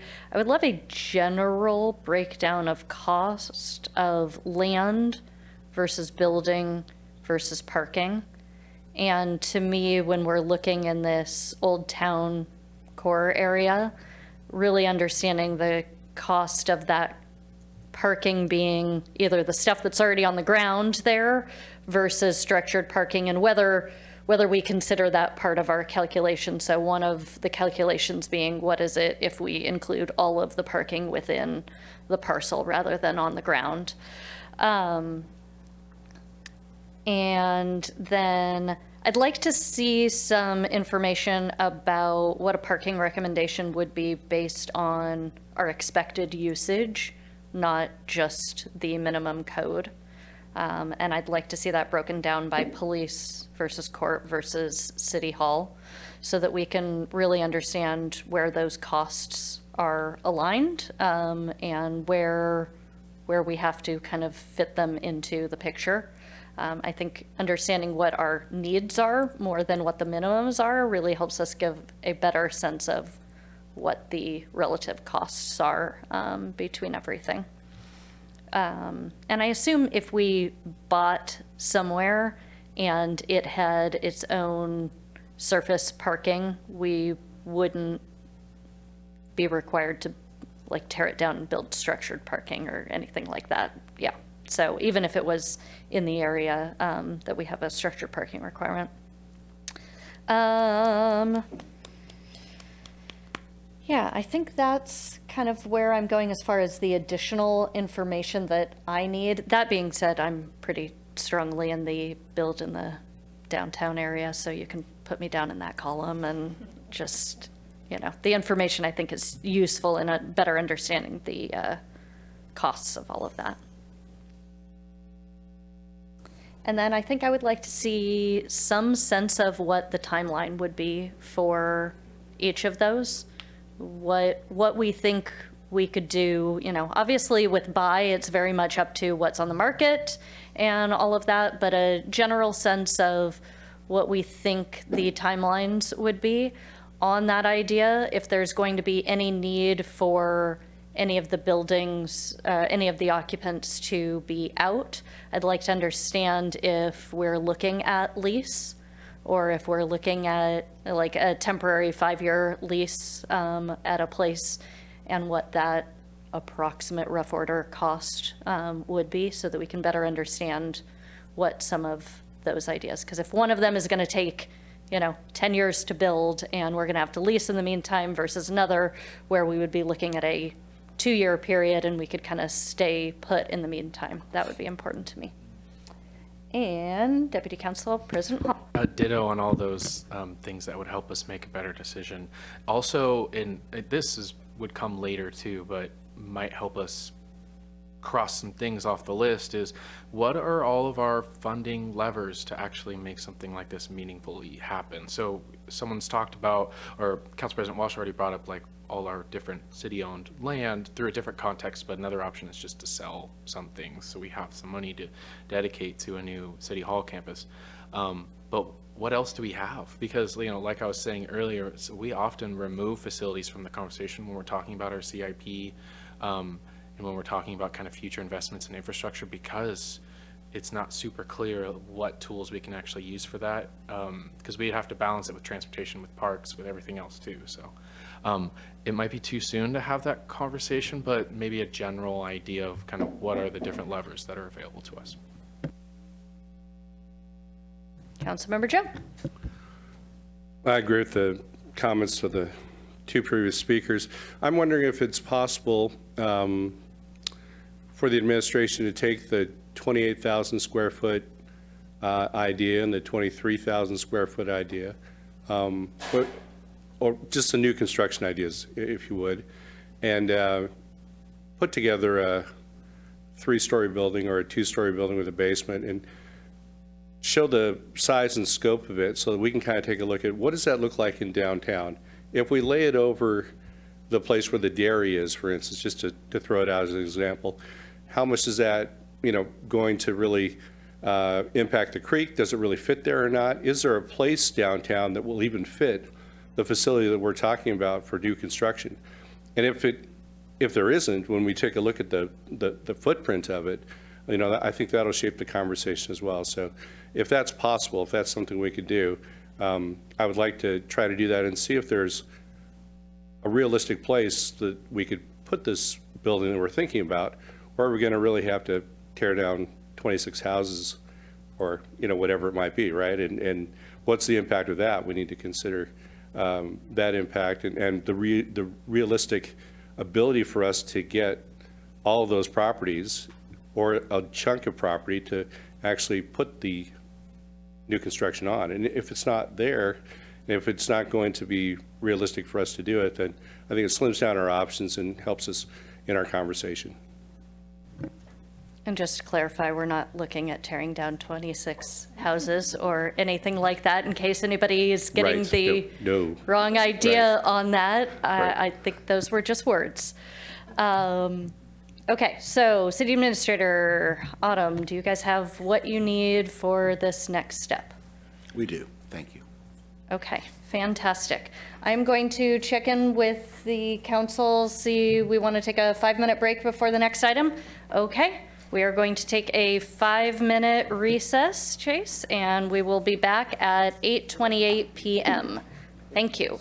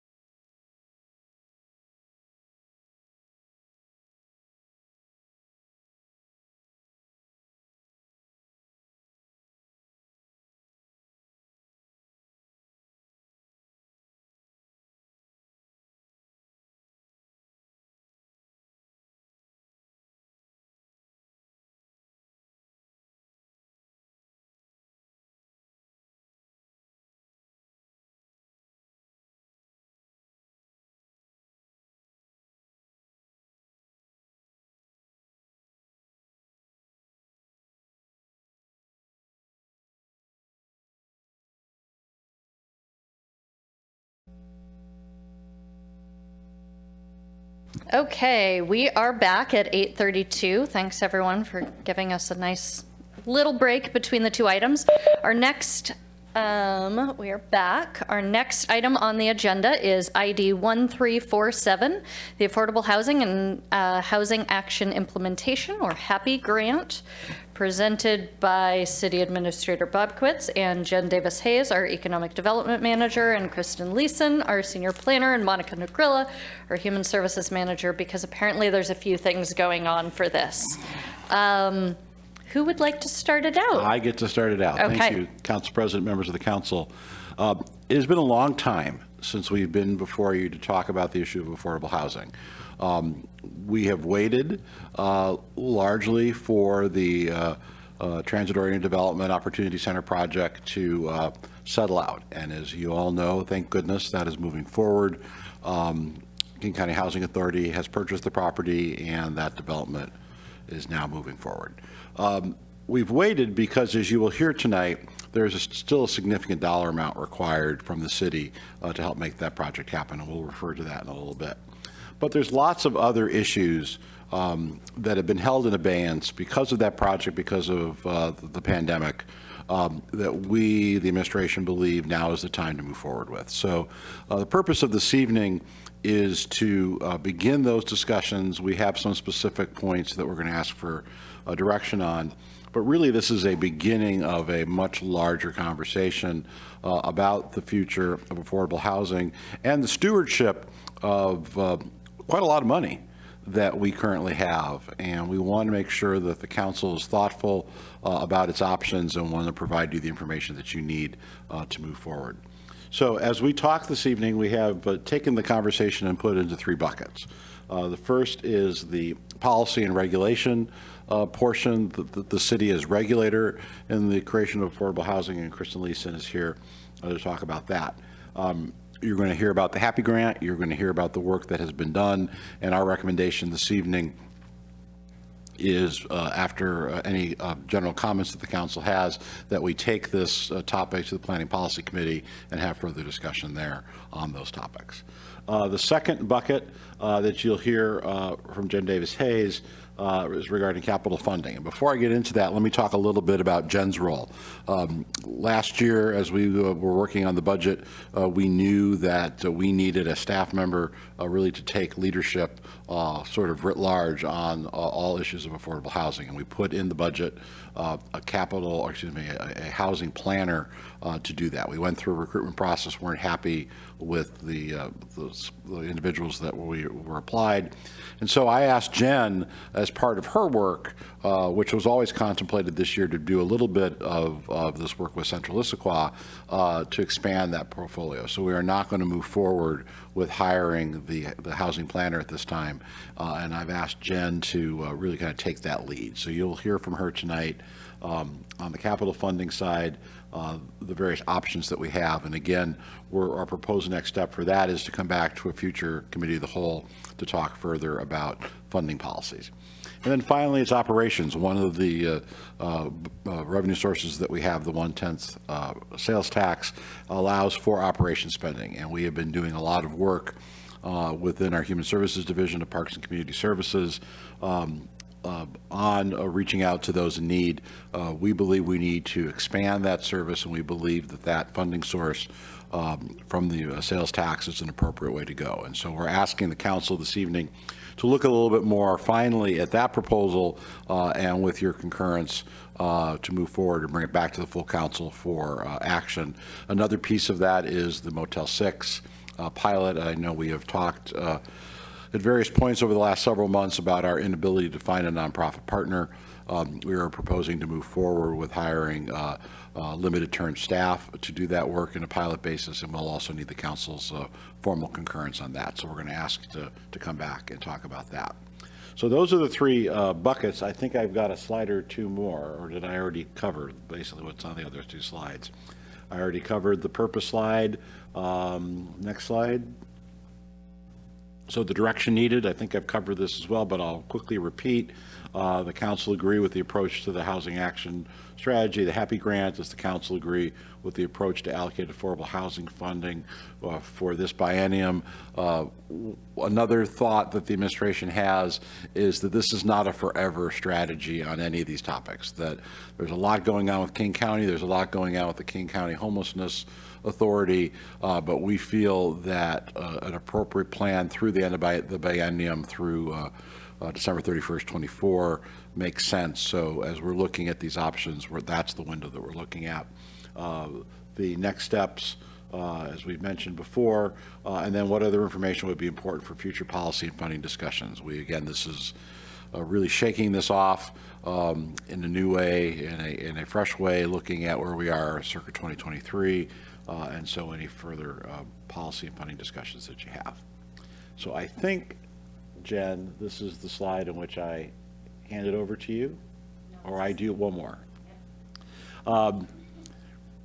So this is a big topic, and as we as staff have been thoughtful about how to bring this forward to you, we thought that this graphic is a really handy one to look at the various phases that we are currently engaged.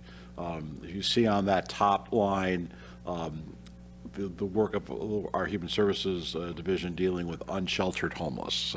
Something, when I arrived here 3.5 years ago, we had no real practical approach for. But today we, I think, are doing a great job in dealing with that, but need additional resources. Emergency shelters, again, perhaps done on an ad hoc basis. What we're proposing with the Motel 6 pilot is really one of our first large organized efforts in that regard. Then you have the next steps: transitional housing, supportive housing, subsidized housing, affordable rental and ownership, and market rate rental and ownership. And as you can see in the lines below, there are different pieces that help with that. Our behavioral health program really helps throughout all spectrums of the housing continuum. Our human services grants traditionally have been in the supportive housing and subsidized housing area. The TOD Opportunity Center really falls into those last three categories. The HAPI grant from a policy perspective falls into the last two categories. And then that last green bar on the bottom is ARCH.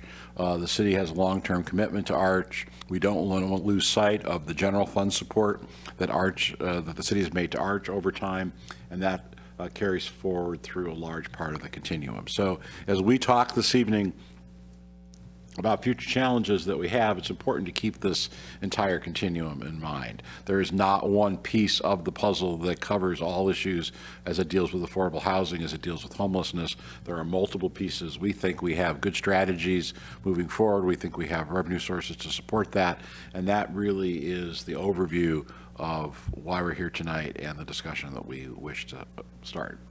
And that's the last slide for me. So with that, I'll turn it over to Kristen Leeson from our Community Planning and Development Department, who will talk about the policy, land use policy pieces. Kristen, good evening. Good evening. So yes, I'm here to talk about the Housing Strategy Work Plan implementation and give you an update on that. And the HAPI grant keeps coming up because we received a $100,000 grant from Commerce, which is called the Housing Action Plan Implementation Grant, HAPI. So that's why that keeps coming up, but the purpose of it is to implement, in this case, 3 of our strategies. And the deadline for this work is anticipated to be done, or expected to be done, by June 30th of this year. Whoops. Sorry. Want me to? No, I just can't. Yeah. So, thank you, though. So, as Wally just mentioned, the areas of focus for this work, for these 3 strategies, are affordable rental and housing, affordable rental and ownership housing, which means that covenants are attached to it, and then market rate rental and ownership housing. The 3 strategies that we're looking with are specifically inclusionary zoning, and more specifically expansion of inclusionary zoning, then removing barriers to condo construction, and strategy 8 is allowing a larger diversity of market rate housing within the city. And I'll let you know that when we looked at this, we've only looked at multifamily zones. Knowing that the state was looking at making changes at single family zones, we said, let's just leave it alone for a while, see what the state does, and just look at multifamily zones and mixed use where big multifamily uses are allowed. So I'm going to start with strategy 6, inclusionary zoning. As you know, we have an existing program that requires affordable housing within market rate residential developments in the mixed-use Central Issaquah urban core and vertical mixed-use overlaid zones. But that hasn't happened. So we haven't had market rate housing, we haven't had affordable housing in those zones. So before we could expand this program, our consultants here, Eco Northwest, by the way, said we need to look at why it's not working here before we can move on. So in looking at that, they found a few things. One is that we have some stringent development requirements. We have land costs that are really high, assessed high, but then you throw in the market rate and it's much higher. We have high construction costs. Construction costs have shot through the roof in the past few years. And we have some development, some stringent development requirements, such as, say, parking, structured parking. We require 50% of our parking has to be in structured parking. We have something that we might need to consider is that the amount of affordable housing that we require in these units is too high, and that the percentage of the area median income is too low. And so developers have said that that doesn't work. So it doesn't mean that this is a black and white situation. We're just going to cut all structured parking. That's not what it means. But what we need to do is look at balancing these different things, tweak each one a little bit and see what's going to work. So can we expand it right now? No, we can't expand it at this time. But what we'd like to do, what we're proposing to do, is to wait until the parking, we're doing a parking study as part of Title 18. We were asked to do that. It will include structured parking. So we're going to wait until that's completed in 2024 and then come back and revisit this whole issue. And so moving on to strategy 7, condominium development. And please just ask questions if you have any questions. Okay. Okay, then we're going to stop you there. I saw a few. Councilmember Hunt. Okay, so for this item, the next step was to bring this to Planning Policy Commission. Is that, first of all, that's right? Right. We are going to take, we're going to take this conversation to them. Yes. Okay. So will that include taking the revision, like revised inclusionary zoning requirements and expand the multifamily tax exemption recommendations from Eco Northwest to them? So the conversation keeps changing. We were talking about it today, and because our proposal right now is just to do, and you'll find out about it, but our proposal right now is just to do diversity of housing amendments, and the deadline for this is June 30th. We are proposing to take just the diversity of housing conversation that we have with Eco Northwest, take that to them, and then do the public hearing, and then come back to them afterwards with the inclusionary zoning and condominium discussion. Okay, and the deadline you're referring to is the deadline for the grant? For the HAPI grant, for using that funding, yes. Okay, and so you don't think it would be possible to take the other pieces for scheduling to Planning Policy Commission? We can, we just, in order to meet the June 30th deadline, we were hoping to do just the diversity of housing. Our original plan was to take all of it, but it took us 4 hours to make it through PowerPoints. And the report, which isn't done yet, is 52 pages long, and that's about halfway through. So we just know it's going to be a really long, really in-depth conversation. And so we're going to take it before the parking study comes out. We just didn't want to do it before. We just wanted to be able to get the grant stuff done before June 30th. Okay, thank you. I guess that's my question. Deputy City Councilmember Whatever, Hall. Zach, yeah. Yeah. So then just to be clear, we are considering those recommendations. It's just a matter of timing. Yes. When it happens and what funding we use to do that. Right. We want to make a really good layer cake, and we can't do it unless we have all the layers. And a big piece of that is the parking study. And, other parts are, these are really big policy discussions on whether or not to decrease percentage of AMI or decrease that, or, decrease the number of housing units. Those are big policy discussions to be had. So we don't want to rush through that. Mm-hmm. Well, and as you referenced or maybe it was Monica, someone responded to one of my emails and said some of this will require, testing and evaluating, what's working too, so that might take some time, and I buy that. But the other question I had was, we had a bunch of developers come during public comment, which was great to hear from them. One of them had said the AMI levels that we require in our inclusionary zoning requirements are just not like what they've seen in the region. Do we have any sense of whether or not that's true? I need to check with Arch, who knows what all these cities are Right. doing. Okay.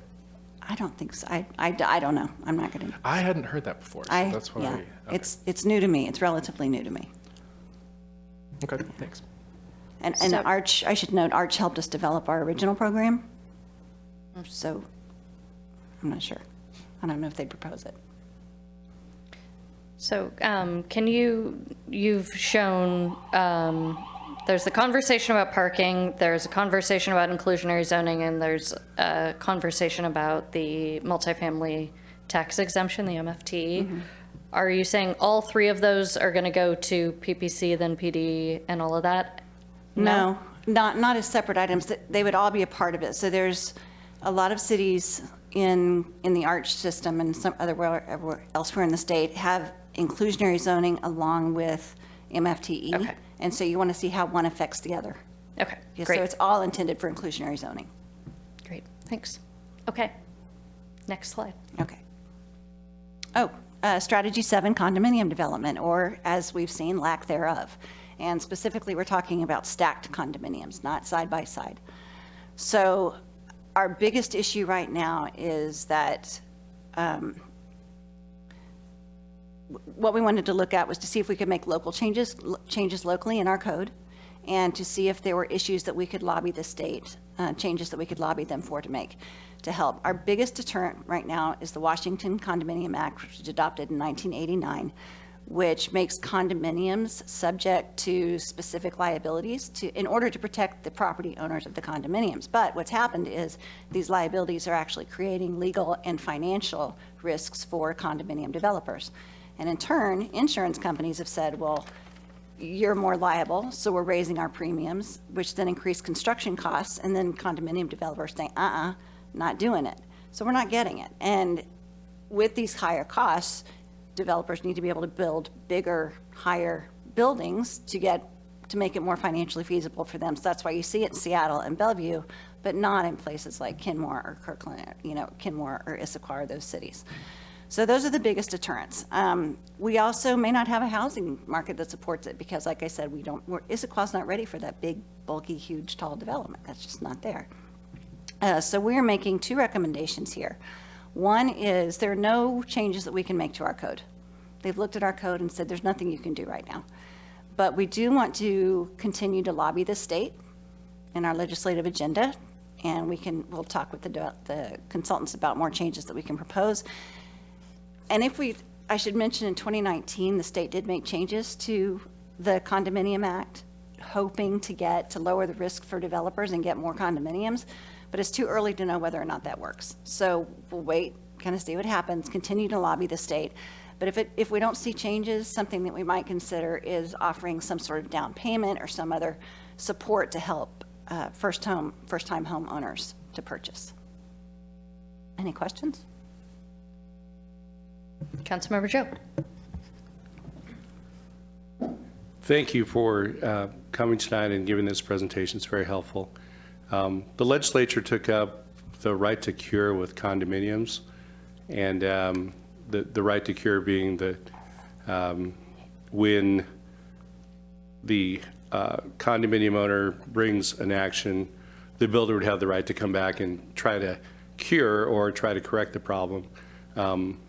Do you see that as having any market impact on this conversation that we're having tonight? Thank you.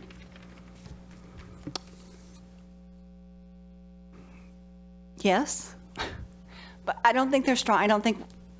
I am not as familiar with it as you are, but from what I know and what we've seen so far, the changes weren't big enough to make it happen. Thank you very much. You're welcome. So one more, strategy 8, housing diversity, and this is market rate housing. We want more diverse housing than we have. So the 3 types of housing that we looked at are courtyard apartments, cottage housing, and micro units. And again, this was all in multifamily zones. In general, what we found, and this one was a little obvious to us, none of these types of housing are defined in our code currently, and they're not included in the permitted uses table.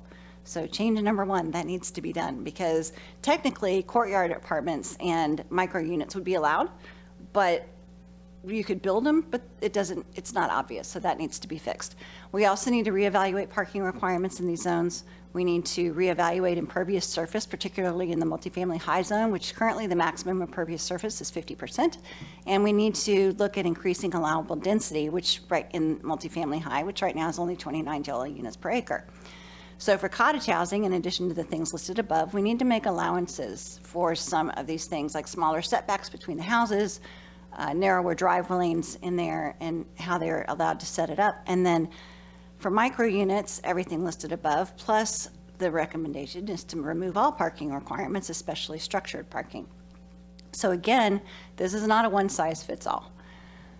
And we need to evaluate how and adjust and see how much we need to adjust these different things that have come up. So our proposal is to take this to PPC to add definitions and include permitted use and include these in the permitted uses table.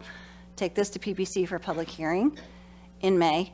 And then from 2024 and beyond, again, wait for the parking study, see what it says, and potentially address parking and structured parking, and then also look at potentially height, density, and impervious surface in these multifamily zones. So, and I'll just do this last one really quickly. Our next step would just to be clear, the only change that we're proposing right now would be with diversity of housing. And we would take this to PPC in May, potentially May 11th and May 25th for discussion, and then June 8th public hearing, back to the Planning, Development, and Environment Committee on July 5th, and to Council on July 17th. And I've already talked to the state, and as long as we have held that public hearing prior to June 30th, we're good. So they just need to know we're making progress. Yeah. Thank you. Any questions before we move on to the next area? Not seeing any. Thank you, Kristen.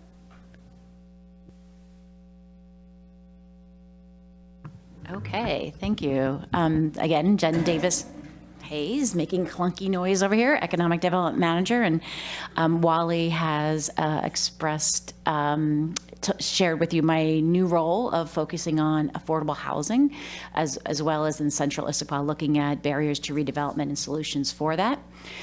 So what that also means around affordable housing is really, building some tools, looking at the relationships of folks in the development community, and finding out what really needs to happen in order for us to see affordable housing being built on the ground in projects. So less about policy stuff. That's the things that we'll be working with Kristen if we identify some things, but more looking at how can we influence the market? So we're here tonight to talk about the funding for HB 1509, the 1.1% sales tax revenue. So as you know, there have been about 3 newer sources that the city has been collecting for affordable housing over the past few years. I'm going to be talking about the capital portion of those recommendations, and Monica will be speaking to the oh my gosh, I can't even say her last name now. It's so late. Monica Negrilla, thank you. Our city's human service manager will speak to the operations part. So looking at the housing continuum, this I think is a great image to start thinking about where our priorities are, where we're currently doing things. And so the component that I will be talking about is the Transit-Oriented Development Opportunity Center portion. So the subsidized housing through the market rate rental piece. So looking at our proposal for, again, the capital portion of this is that we're looking at, again, HB 1509, the 0.1% sales tax for the 21 to 24 funding only. We have 3 proposals: the Transit-Oriented Development Opportunity Center allocation, a Strategic Opportunity Fund, and the Motel 6 program. And we're proposing to come back to the City Council Committee of the Whole to discuss the Strategic Opportunity Fund and other additional funding that we have. But once we want to better understand Council's goals and priorities for affordable housing. So I'm going to skip forward one slide to kind of just go to this, how we approached making these recommendations. So again, as Wally mentioned earlier, this is how we're going to do affordable housing forever. We realize that we've kind of been on hold for a bit, but we do have some resources that we want to move forward with.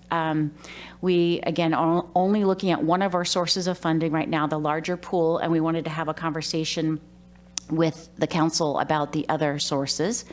The allocation that we'll be talking about in this future slides for HB 1590, and we'll talk about this next, there's a requirement you have to spend at least 60% on capital. And so we've always shown it as a 60-40 split between capital and operations. For this recommendation only, we're looking at a 75-25 split. And then for that, that we're looking at a placeholder for the Transit-Oriented Development Opportunity Center in 2024. And again, I'll speak to that a little bit later. And then again, coming back to May 22nd, Committee of the Whole. So I want to go over briefly the three sources of funding that we have right now for affordable housing. The HB 1590, so we've been collecting that since 2021. And so right now we expect through the end of 2024 that we'll have about $9.3 million of revenue collected. Now I will say that that we do have some funding that has been already allocated in this, and you'll see that in the proposal tonight as well.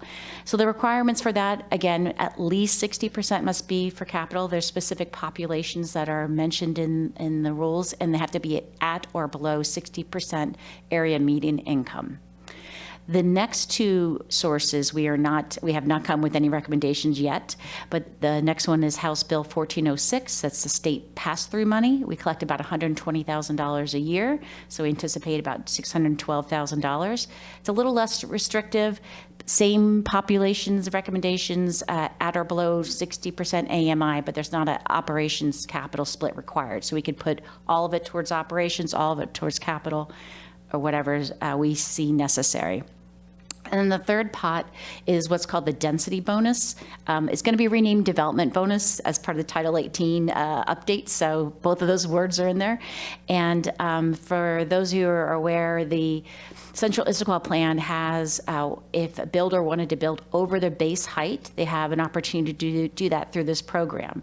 And so for commercial projects, because they're not building housing, it'd be kind of silly to have them put two affordable housing in their office building, right? So they have an opportunity to pay a fee. So we have two projects that we will have received payments by the end of 2024. One of them is the Issaquah Work Lofts, which is on Gilman. We have that in hand. The second one is the Costco payment as part of their development agreement. That's a one-time payment that covers all their current and future development in the development agreement. Those requirements are that it can be spent for open space or affordable housing, but it does not have any details in our current standards about how to split that funding between open space and affordable housing, what priorities we should have. It does have some indications of the intent is to spend it within 10 years of collection and within the sub area where the project is. So again, we want to hear from council to think about the goals and priorities and then come back and say, this is what we suggest for this criteria to move forward. And so you probably have seen this slide before. So this is, again, HB 1590, the anticipated collections over the 4 years. And again, this is split out in the 60-40 split just as the initial kind of thought process for this. This is where we're getting into what we'll be speaking to tonight. So the pieces in the white or the original draft proposal are some of the things that were put in there. Potentially, again, a affordable housing planner, the TOD construction. We didn't know what year we'd be putting that allocation into. So what we're going to be speaking to tonight is the green proposal side. So I will say that Monica will talk about the capital portion of the Motel 6 pilot. Again, I will talk about the capital other portion, which is right now the TOD Opportunity Center construction. And so after our allocations. If council agrees with this and improves it eventually for this biennium, we'll have approximately $1.6 million remaining in this fund. So again, what we want to do is we want to be good stewards of this money. We want to think about how we can best utilize this. Again, is it capital, is it operations, to really go into a robust conversation about that with council moving forward.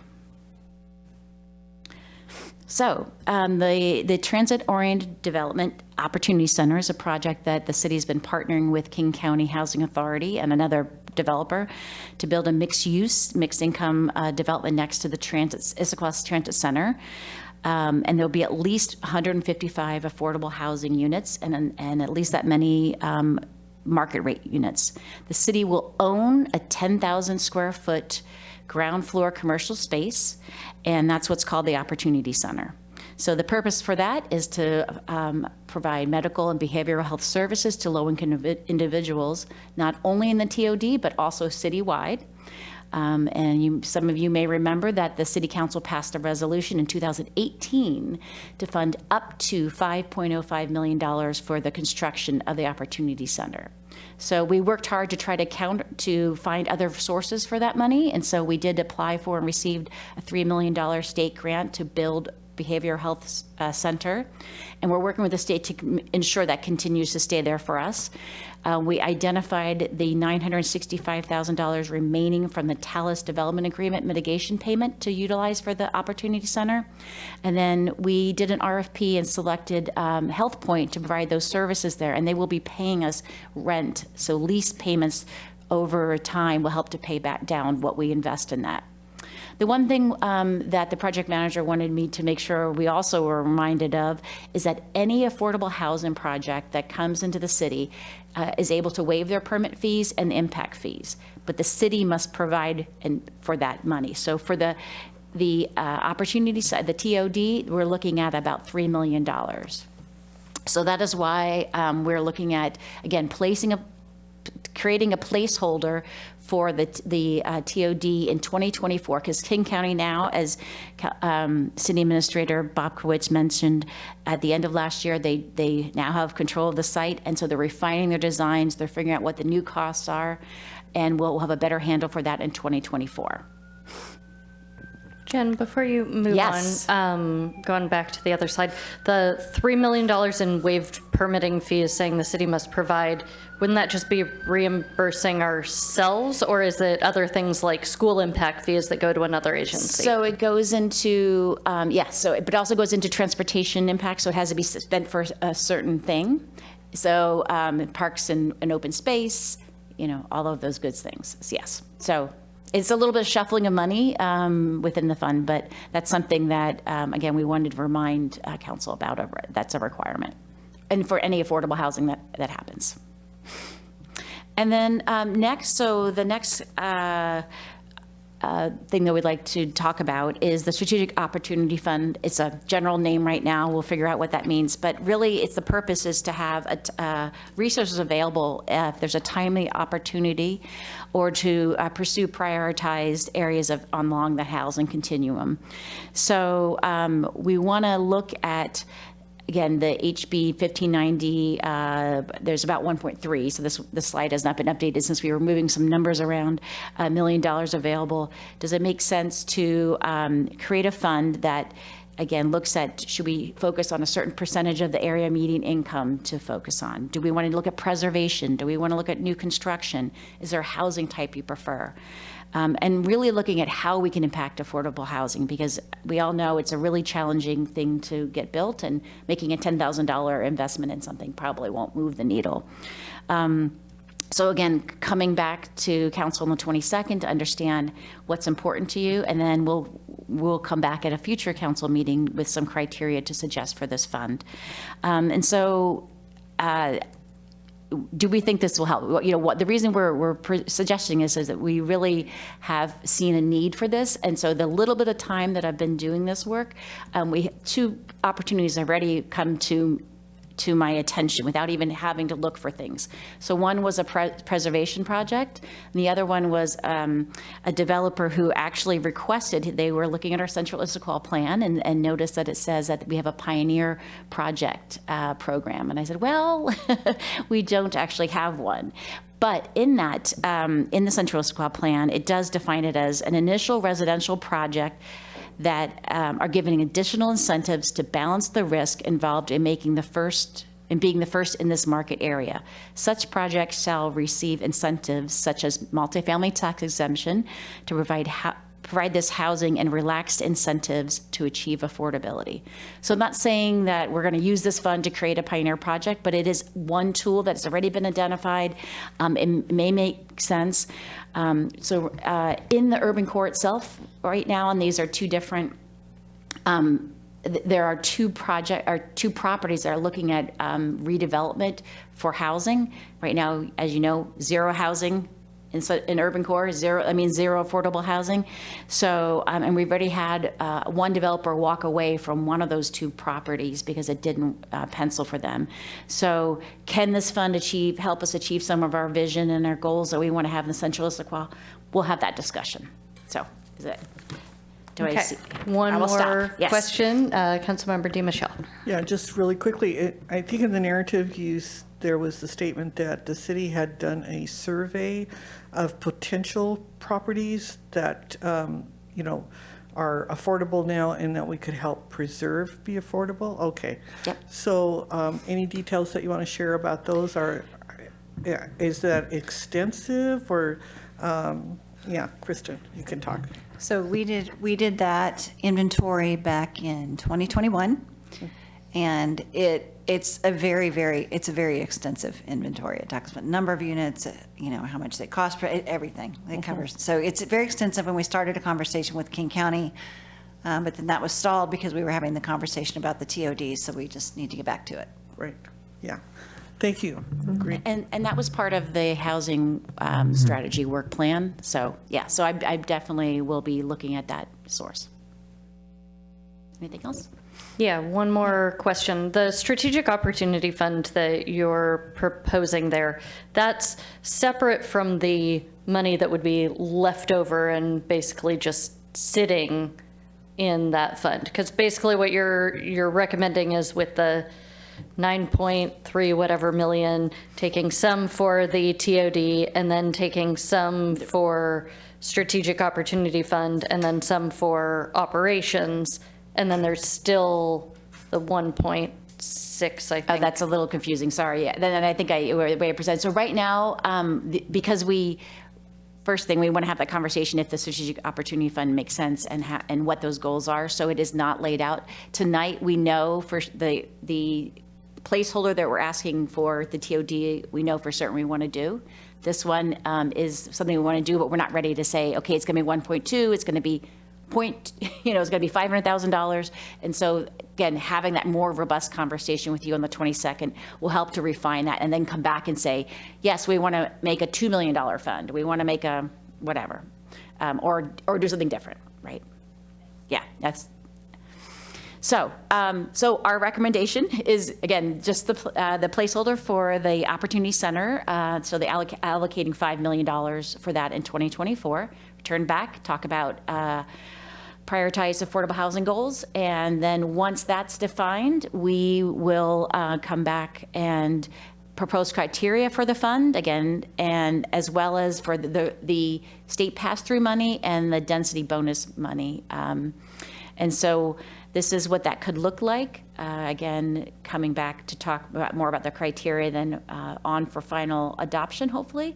And then just so you know, we will be taking any of the discussions that we have around affordable housing goals into consideration when we look at next biennium's budget recommendations. So we'll have, about $5 million from the HB 1590 and about another $240 from 1406. So then that approach will be influenced by what we're doing now and what opportunities we see in the next year. So this is something we think is really important to proceed with. Okay, before we move on, Deputy Council President Hall. And Will we also be thinking about like the potential for like arch contributions or additional arch contributions at that May 22nd meeting? Yes, that's all of those options. Yeah, there's probably a lot more yeah. Yep. Thank you. Yes.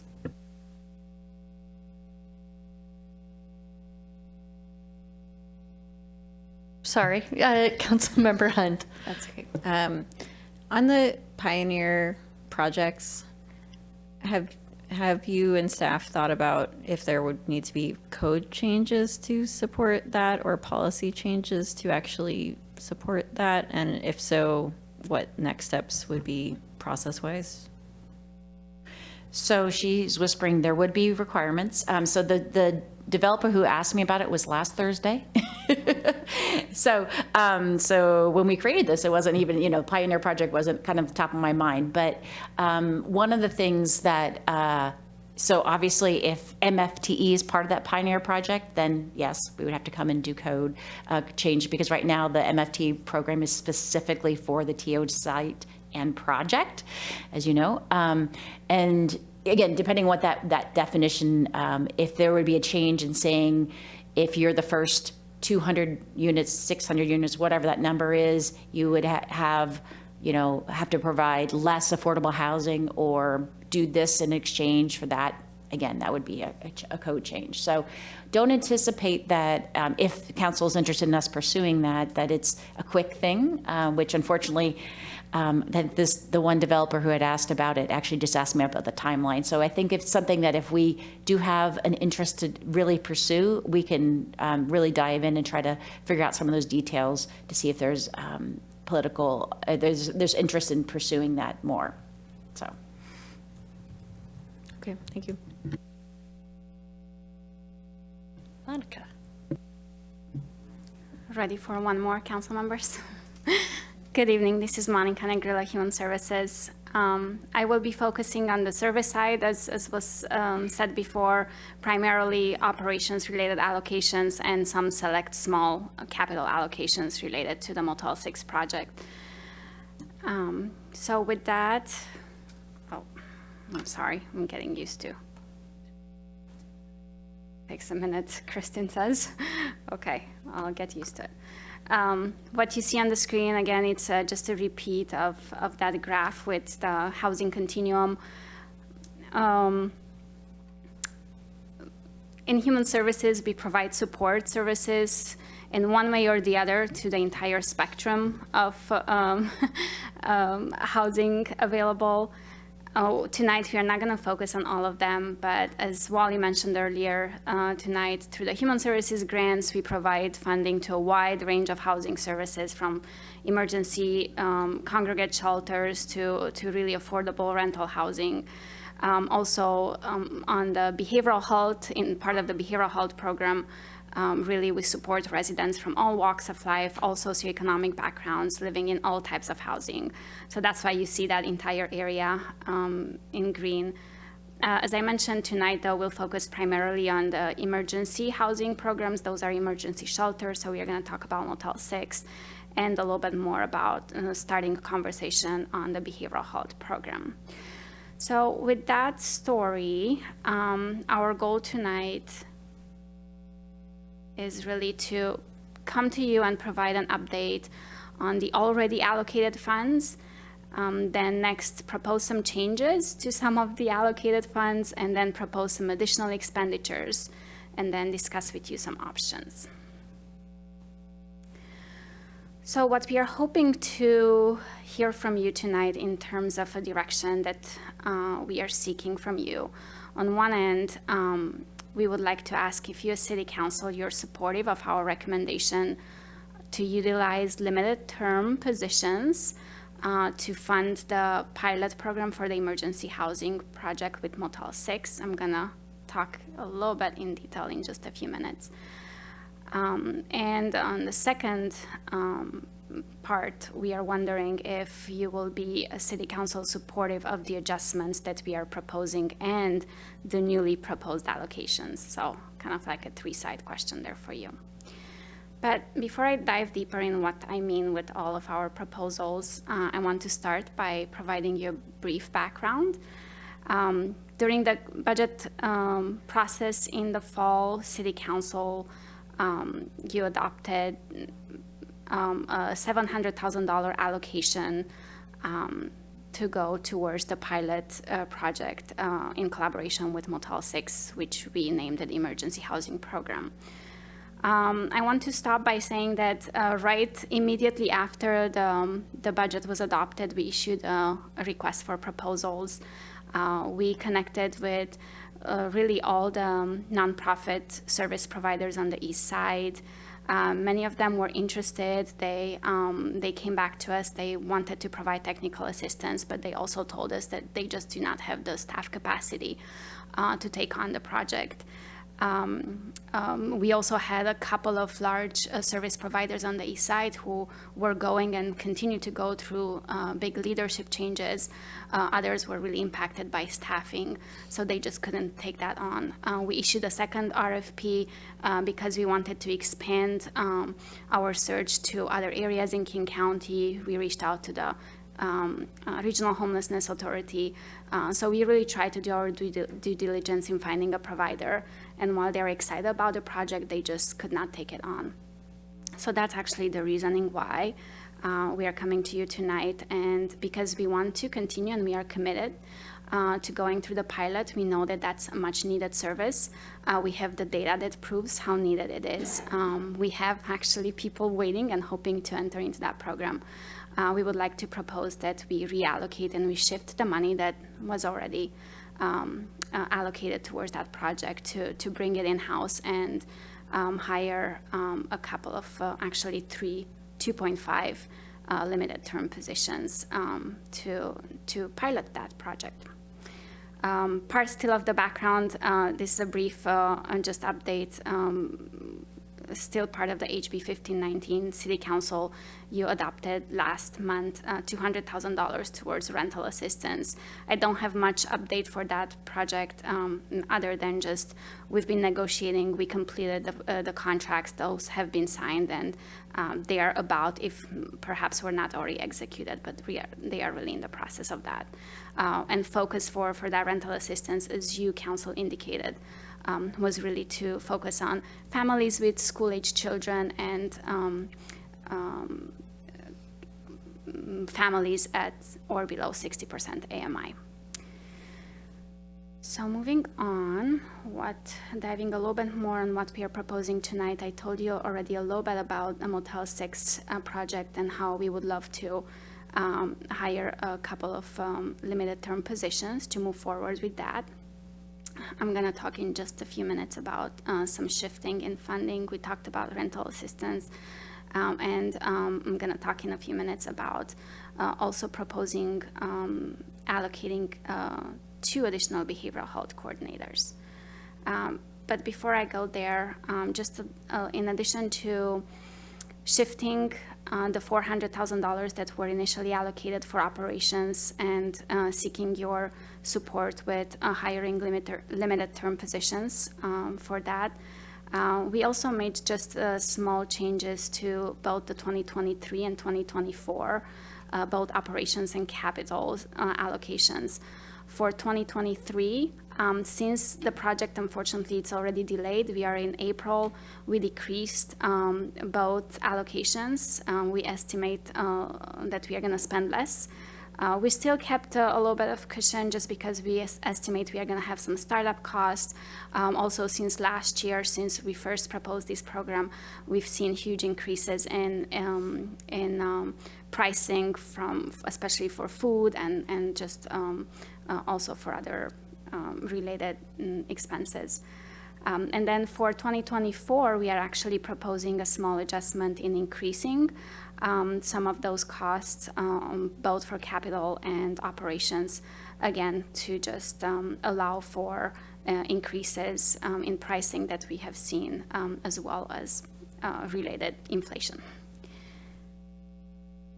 And so next, I want to just talk for just a couple of minutes about the changes that we are proposing and the new allocations that we are proposing. You've been part of this process for the past couple of years when we created a behavioral health program to support the work of our police department. We have currently two behavioral health coordinators. One of them, actually, it was the initial homeless outreach coordinator that was created in 2020 in partnership with our nonprofit. Lately, after that, it was brought in-house. Then we hired a behavioral health coordinator focused on working with the police to allow for efficiencies. We combined those two programs, and so that's why we actually have currently two staff who are working on both homeless outreach and behavioral health in collaboration with police. Primarily, that work currently is based on a referral model, which means that police officers respond to a crisis, and after the situation has been solved, they refer someone to our behavioral health coordinators. For the past few months, we have started, in the last 2-3 months, we also started piloting an actual co-response program with them. What we've noticed, however, is that often our staff are out, perhaps in Bellevue, trying to get an ID with someone they're meeting, and they get a call from police. So it's really difficult to provide that follow-up and co-response at the same time.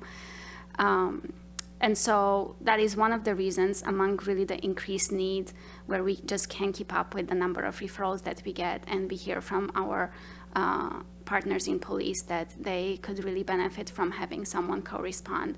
That's the reason why we are coming to you tonight and proposing that we add 2 additional behavioral health positions that would really work hand in hand with the police officers, will respond as needed to calls, and we will keep the existing behavioral health coordinators to provide that follow-up. We've seen that really in order for repeat calls not to be repeat in time, the follow-up is really needed. That's where a lot of our work is really seen, and it's successful. As we mentioned a few months ago, we really wanted to see this program grow organically, see what works for Issaquah. And so working and building that connection with the community and with the police department, we are seeing that both of those are needed, the co-response and the follow-up. And so that's what we are proposing as an initial conversation for tonight. And I can pause for questions, or I can continue and just finalizing our recommendations really quick. Deputy Council President Hall. Thank you. I have 2 questions about the last couple slides. So first, and apologies if this is just my ignorance, but what are the capital expenses that are associated with the pilot program as opposed to the operational expenses? Yes, great question. So I'm gonna go back if I can there. Oops. So the capital, so the initial allocation was $700,000. For operations, we dedicated $400,000, and for capital, $300,000. And the capital is really the lease from Motel 6 for the rooms. Okay, we're not making any improvements to this. We are not making any improvements. Okay. It's basically the lease. Okay, thank you. That clears that up. And then, so part of the recommendation is to have these limited term employee housing specialists. What is your sense of what the workforce for that is right now? I mean, I feel like we love all these creative positions that the city is coming up with and wanting to go out for, and then we run into problems getting people in those roles just by the nature of the market right now. Do we have any of those concerns with this position? Actually, we had some initially, and then we realized that because the city pays better than the nonprofit providers, actually we do have quite a bit of interest from specialists who are interested in either switching long-term to working in government, or just interested in getting better paid. So yes, we had a similar concern, and we are pleasantly surprised to see that actually there's quite a bit of interest. No, that's great. Thank you. Thank you. I'm going to jump on a question here before we move on. I see that we're proposing adding potentially what looks like 4.5 employees hours, even if some are limited term. Are we looking at adding or freeing up any management time for someone who might be a very valuable employee, who might be slightly overworked, and who we don't want to make sure gets overworked? Is that in the consideration? Holly, can I plead the fifth there or something else?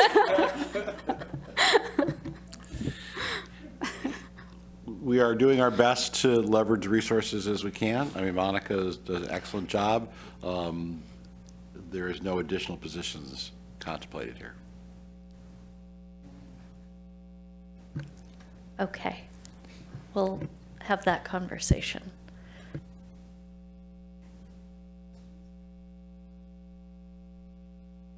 Okay, thank you. Then I think what's left on my end is really to summarize the recommendations that we have for you tonight. And I know you had quite a few from all of us. But on one end, we are hoping that we can reallocate those operation funds for the Motel 6 project for the limited term positions. This is one area that we are a little bit under a time constraint because it's already April. And so with your permission, we would love to come back straight to a council meeting as early as May to seek approval. On the second end, we would like to adjust and make those adjustments as we know that in decreasing both operations and capital for 2023 and increasing some for 2024. That can be done in parallel in May or with the next budget amendment. And then third, we hope to obtain approval for the 2 additional behavioral health coordinators.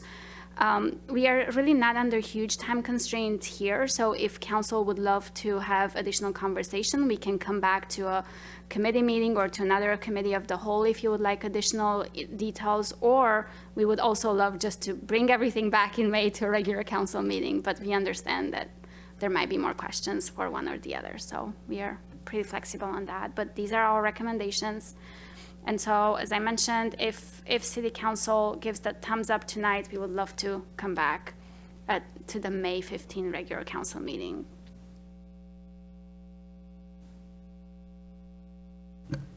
Okay, so do we have anything else in the presentation? In the presentation, the very last one is just a summarized of all of it. Summary of the needs. Yep. Okay. Let's see. At this point, we've got opportunity for public comment. I think before our last public member just left. Maybe we have anybody online? Okay, let's see. Anybody online, if you're interested in making public comment, you can press *3 if you're on the phone. Raise your hand. Look for that raise your hand icon if you are on a smartphone or computer. And City Clerk, do we have anybody indicating a desire to speak? Looks like we have 2 members of the public attending virtually, but I don't see that either of them wish to make comments at this time. Okay. Well, as usual, you can always email us. We love those emails. So we've got deliberation feedback a little bit asked. I'm thinking we take it in those kind of 3 buckets that we've been given. So starting on the policy and regulation side with the HAPI grant. So does the City Council agree with the approach on the housing action strategy? Do we have any comments there? Councilmember Hunt. Thank you. So there's this question, and there's also the closely related question about does City Council agree with the approach for next steps on the HAPI grant? So I think I'll take those together. One note is on the condominium part of our strategic plan. I think the issue that has been identified is the supply. And so while I'm open to policy that could help us with supply, if that really is at the state, and what we need to do is continue lobbying our state to make those necessary changes, then I think we should focus on that. It seems that in that case, that solution that was put forward didn't address the problem. And so that would be my comment on that particular aspect. On the other strategies, it seemed to me that, especially for inclusionary zoning, while it was not recommended to expand inclusionary zoning at this time, there seemed to be really good thoughts on what we need to do to make it work, which is, of course, the point. We want to have this zoning approach lead to increasing the affordable housing stock in the city. So I think that while I understand that there are constraints on the HAPI grant, I would be really interested in how we can consider through our process, which is to go to PPC, consider those necessary steps that were recommended to make our inclusionary zoning policy more effective. And between that and the Pioneer program that was mentioned, and then Councilmember Hall's comments about we'll probably need to try things, I would really be in favor of bringing forward a policy conversation about how do we make this Pioneer program work, and a way to explore those recommendations that Eco Northwest had. So those were things about the MFTE, as well as the parking and the AMI levels. I realize those are all big pieces, but I would be interested in exploring how we can start having that conversation. And maybe my hope would be that it would help if we start that conversation as how do we make this Pioneer project work in code. I also think interesting that this is in our plan, and so, you know, it's aligned with our general goals to have code that supports our plans. So I would like to see us explore that further. Otherwise, I agreed with the diversity of housing, the approach on the diversity of housing, and making sure that we can get those housing types and the process on that. That's it on that one. Great. Anybody else on the HAPI grant policy and regulations? I can go while you're still typing if you'd like. Okay, fantastic. I will jump on much the same. I really like just the quick feedback that we got from Eco Northwest, their analysis, and just basically like, hey, these are the reasons why you're not getting it. Yes, there's some analysis that we need to do about like, what do we do about that, and where would we put a structured parking requirement? That being said, being on the King County Affordable Housing Committee, I've seen a lot of stuff come through there about what has worked regulation-wise regionally, and a lot of information about whose MFT programs have been most successful. I would love to be able to use some of that information, especially as it relates to a potential pilot project,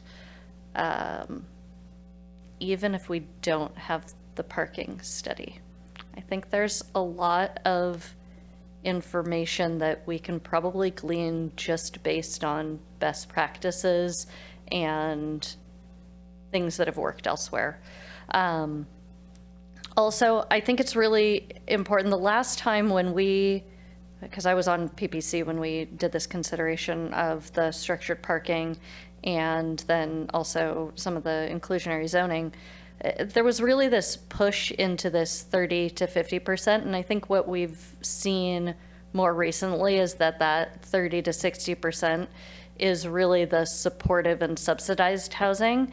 And so I think it's, as we look at this difference in this 60 to 100% AMI, what what we can do policy-wise versus just subsidized-wise. And so kind of separating out those two conversations so that we don't expect our market rate developers and some of those things that we might do in city code for density bonuses and things like that to really provide that 30 to 50% that, as we've heard from many cities and the developers that we're talking tonight, it really takes land. So I'd be open to having some of those conversations about adjusting the inclusionary zoning there. So I'm really excited, and the more we can do, the faster, you know, that's always the ask. Anybody else? Throwing in? Deputy Council President Hall? Sure, why not? Okay, yeah, agreed on, so the housing diversity aspect as being up first and getting through that, I agree.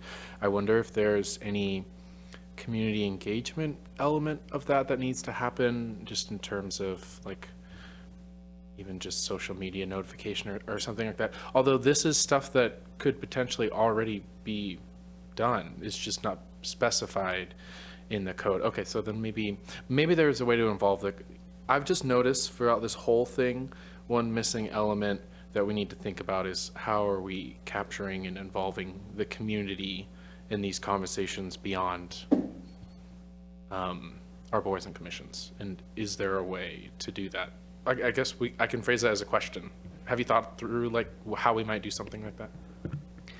Well, this was part of our housing action work program. So a lot of the community work was done when we developed that and when it was adopted. So these discussions about diversity of housing, we had 6 or 8 different groups that we worked with, and they said we need these different types of housing. So I feel like a lot of that outreach has really been done. Yeah, I think that's fair. I still run into people though that have no idea these plans exist and are very much against some of the things that they say in it. So I find myself on this weird, like, how do we fall on this? I think it makes sense though, in terms of we've done our due diligence with interested community groups who have involved themselves in the process. So I take your point well. Anyways, housing diversity as being up first and getting through that before June, I agree. Condo development also, just to add to that, I know Representative Sen, our representative from the 41st, has been kind of involved in this issue in the state, so it might be good for us to connect with her to share our experiences. And even I've been thinking of how can we like build off the success of CLTC, which was the group of cities and groups that came together to lobby the legislature around SR 18. Maybe there's something we could be doing, joining advocacy groups or coalitions around condo stuff. Because I agree. I guess it's either the solution that was tested doesn't work, or COVID happened right after that, so we also don't necessarily know if that's the case or not. Like you said earlier, it could just be a timing thing. We still haven't waited enough time. With regard to inclusionary zoning and all the recommendations around goal 8, section 8, strategy 6, thank you, strategy 6. I'm very interested in exploring these. The timeline though,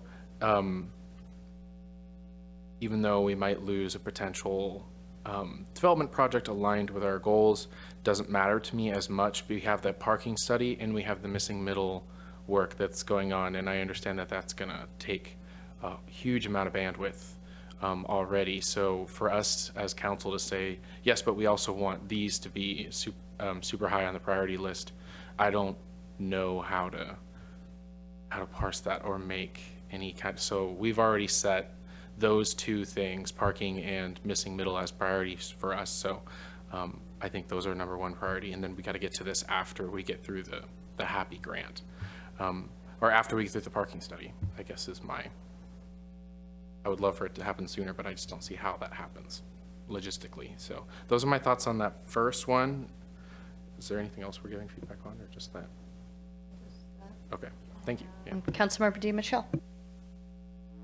So I did take the opportunity to look at our legislative agenda and see how the statement about condominiums was. It's a very broad statement. We support measures that would, encourage condominium development. So I think maybe we need to make that much more specific. Exactly what are we asking the legislature to do? That's just my comment there. Thank you. Councilmember Joe. Okay, since everyone else talked, I appreciate the work that's been done here. I think the Housing Action Plan is a good start to kind of look at the diversity of our housing stock in town and how we can facilitate greater supply.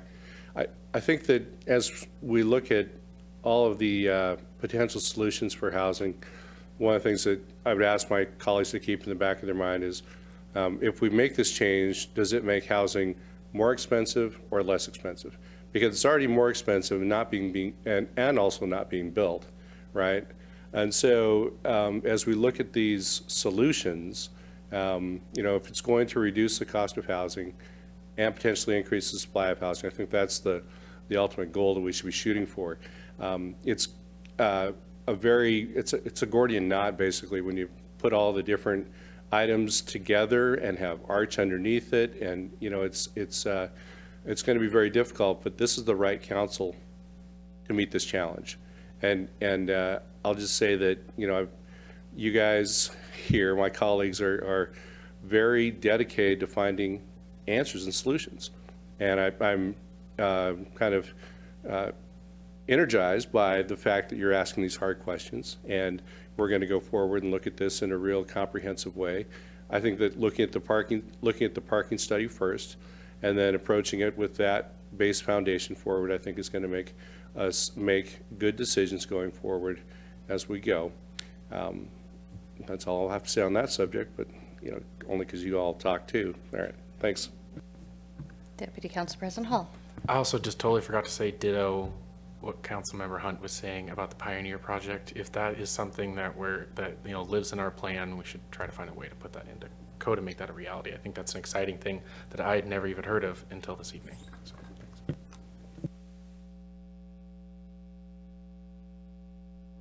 thanks.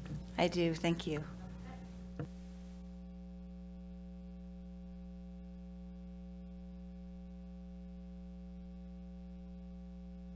Oh, I'm off. Fantastic. Okay. One more. Councilmember Hunt. Can I get clarity on what the next steps, if the Pioneer Project had a couple people talk about it, I'm wondering what the next steps would be from staff's perspective. So that would probably fall under my duty. So I will work, actually, what I would do, since we do have a developers interested, is talking to him about what things he feels is necessary. I know MFT was definitely one of those, the affordability. I'm not sure if parking was. And I think I'd also look at, again, talking to Arch, looking at best practices to say, okay, what makes sense? Because I don't want to design a program on one project, but I want to better understand what that is. And so then, again, we have a couple other affordable housing developers that I'll be talking to in the next few weeks that I would also kind of ask those questions of. So depending on, again, I don't know how long that would be to kind of come back, but we can talk to staff here about what that means. There's other programs in place in other cities, so I'll be also doing that research. So. Okay, and so process-wise, this would come back to council once there's maybe a little bit more information? She's saying PPC. This is when you get into the code changes, right? So what we can do is for sure on the May 22nd meeting, provide you an update of where we're at as far as that, if we're proceeding with that. And then the process to do code amendments is my friend Kristen. I apologize for interjecting. We hadn't had this conversation before this. So it's a back and forth over here. But yes, the process, as you know, it would go to PPC for public hearing, and there would be public outreach, and then it would come back to council committee and then council. Yeah. And I know that Redmond, Sammamish, and Kirkland have Pioneer projects in place. Great. Okay, I'm going to try and close this meeting in 14 minutes. So with that in mind, we have two other questions. The first is around kind of capital funding for the HB 1590, and the second's around the operational funding and human services operations. So I'm just going to throw it all in there and go down the line, whoever wants to jump in. Councilmember Joe. I think that the proposal is fantastic. Bringing on additional FTE personnel to handle this issue is great. I have only heard good things about the human services approach that we have and the plan that we have and the execution that we've been doing. So please do more of the same with some more people. And, I fully support that. So go ahead and move that capital around, bring it back in the budget process as needed as we go forward. And please continue to be a city that looks out for the least among us and cares for those people that have, reached a hard point in their life as they go forward. So thank you very much. Okay, we've got Councilmember DiMichele, followed by Deputy Council President Hall. Okay, first of all, speaking to the allocation of funding, I can't remember the number, 1509 or 1590. It's getting late. It's one of those numbers. So I think the allocation of the $5 million is great, and I really appreciate hearing that we may have to spend a little bit more because construction and everything is going through the rough right now. But setting aside that $5 million, I think is simply continuing the dedication that we have had on that project for a long time now. And I appreciated the thoughtful presentation of the remainder of the money for the Motel 6 project. Very, very good and thoughtful. So thank you. I have to agree with Councilmember Joe. I hear nothing but good things about the behavioral health specialists we have on staff already. And I look forward to bringing on 2 additional ones. I did want to mention that Monica mentioned that we've had interest, and because we pay perhaps a little bit better, but I'm also going to say that I think we have interest because people want to work with Monica. Yes. So we have a secret asset in our director there as a recruiter. So I'm looking forward to us rapidly getting those additional people on staff and continuing the really good work. And also the recognition that the follow-up is so important. That is such an important thing. And when we do that deep work with people, that's when we reach success. The first touch is sometimes not, certainly not the last time we need to talk with people. So thank you for that, and I totally approve of that proposal. Yep, thank you. Deputy Council President Hall, followed by Councilmember Hunt. I'm going to try and be very quick. So the funding approach. So TODOC has been a long time project here in the city, so I have no problem with the allocation for that to ensure that it stays on track, especially with recent success. We want to keep it that way. The Strategic Opportunity Fund is super exciting way to kind of organize how we're going to spend these resources, and so I'm glad to see, I think it's a great first step. I'm glad to see that there's kind of future conversation about selecting criteria and goals for that, so that's creative. Motel 6 is something we made a commitment to in our biennial budget. We're having challenges with it. We're going to solve it. So I think that is an appropriate use of spend, and making an adjustment here in the mid-biennial budget.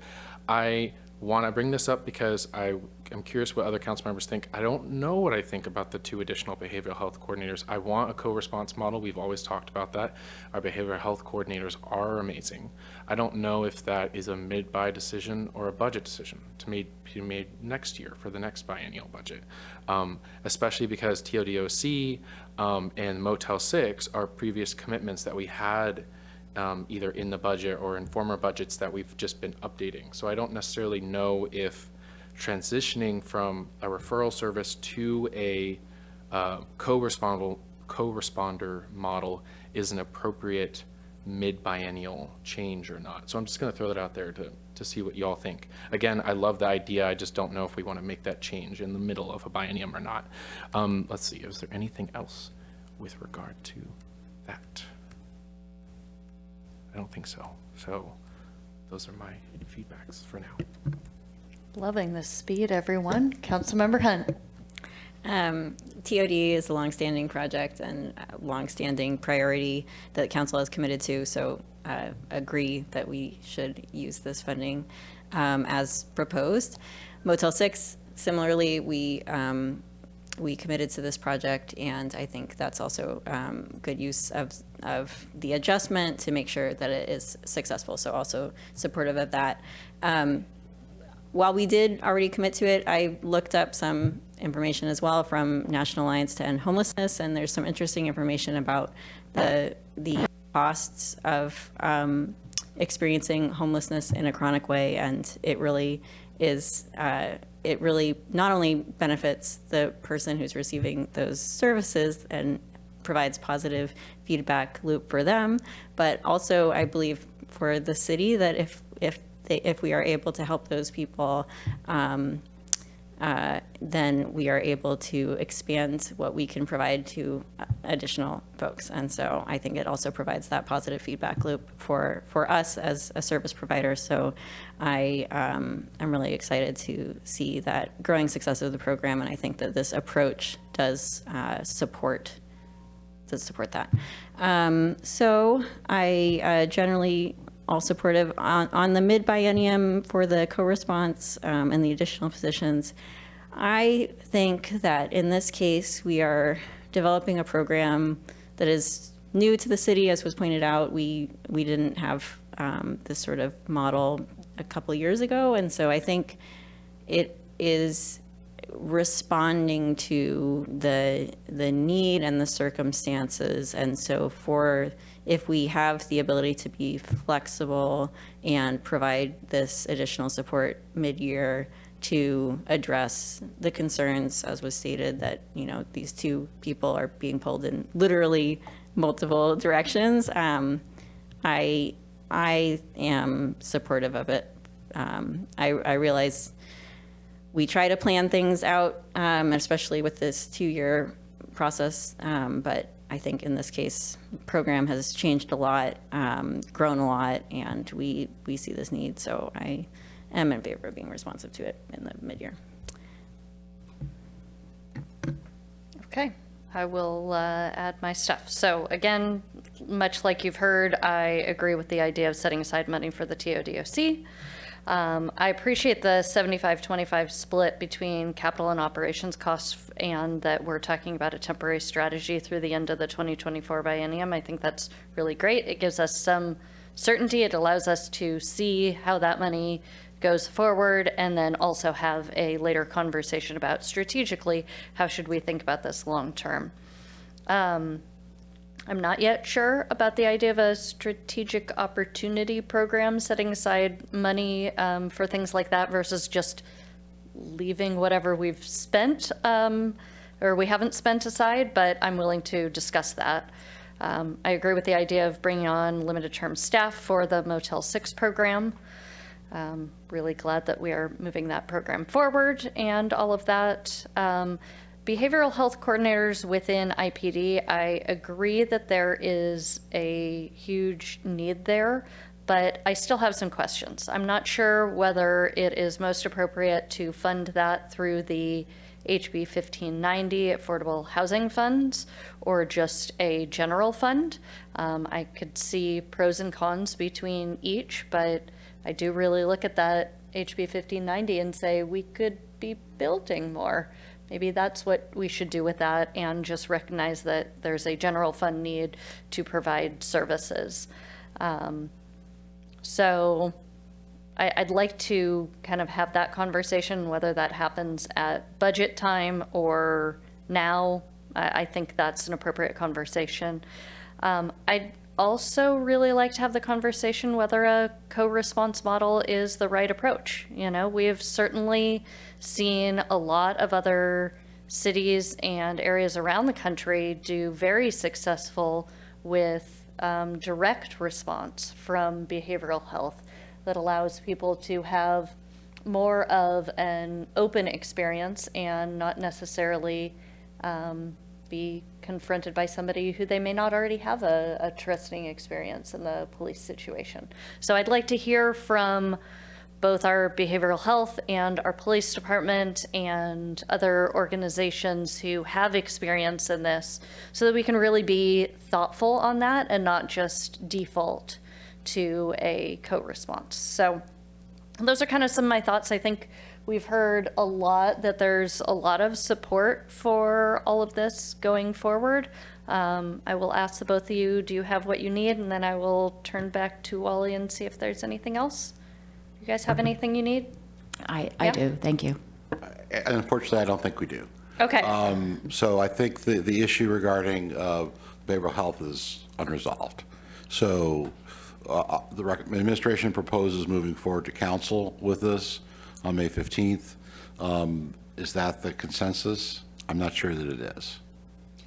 So I think we also heard- grappled with the budget issue. Maybe I could just add a couple of comments. We also grappled with waiting, and I think decided that the need was too great, and we had a funding source in place that it was doing a disservice to not at least bring it forward to the council. So that we had a conscious discussion, and Mayor Pauley felt it was important to, bring this to the council now for its consideration. We could bring it to the council with the additional information and put it on regular business for the discussion. We could save it for the committee of the whole. We could send it to Services Safety Parks for discussion. So I think those are the options, and if there can be a consensus from the council, that would be great. Great. So I think there was clear feedback on the limited term Motel 6 Yes. staff. So Okay. it's just the behavioral health specialists, the proposed 2 additional positions. Okay. Councilmember Hunt, followed by Deputy Council President Hall. In the materials, it says that the 2 additional behavioral health specialists will be within the police department. However, my understanding is that they're in the human services department. So first of all, I just wanted to clarify that in case that helps with the. They're going to be part of a larger team. However, yes, for the co-response model, they will be stationed in the police department. But they're part, I had this, city administrator, had this question Yeah, earlier. but they're not, but you're still, Human Services is still coordinating their efforts. Yes, we are very happily willing to do so. But they will come to the police department to work. So they will be still members of the human services They are not going to department. be, the positions would not be allocated in the police department. We are very open to that. My understanding was that that was the preference. But yes, that. Yeah, very open to the plan, I think, from the administration's perspective is that the positions would report to the police department, would be available in the shifts, but they would still be supervised through Parks and Community Services. Okay. Okay, that was my understanding from my conversation with you earlier today. So I just wanted to clarify that. However, sounds like maybe more information would be good about that. And then, oh, I forgot the other one. Okay, go ahead. Deputy Council President Hall. I liked the suggestion of maybe kicking this item in particular to Services, Safety, and Parks, especially because 2 of the members of that committee who would be very interested in the contents of this discussion might want to contribute to that. So is that something that could potentially, right, you and Chris and Tola, right? Or is it you? Is that something that could happen before, when was this contemplated to come back to this full city council? On the 15th. I mean, I don't know that there's the urgency is the Motel 6 project, and I think there's concurrence from the council to move forward with that. If the council would feel comfortable to have this aired further at committee, that's perfectly fine. I mean, we would put that on, Tisha, if you've got. Well, and I think, yeah, maybe just to explore the need a little bit more with Monica and then say, okay, so yeah, is this, the need is helping us evolve a program, like we're responding to the need to say, okay, co-responder is the right way to do, especially in a mid-buy, or is it, oh, okay, maybe this is a different, maybe we're thinking of these programs in different ways. So maybe the committee can just kind of get into that a little bit more for the full council, especially because it's 10, so. Yeah. So we can come back to Services, Safety, and Parks on the 16th of May, and then be back to the full council hopefully in June. I'll go down the line. We have 2 members of the Services Committee here. If I'm hearing what my fellow council member is saying, we're both in full support of all the elements, so I don't think it needs to go to the Services Committee. I think it would behoove us to go to full council to discuss, but I think the Services Committee, without speaking for my fellow council members, pretty well set on the direction we'd like to go. My apologies. I thought Chris was still on the committee, so I was thinking, oh, we're missing 2. Okay, that makes more sense.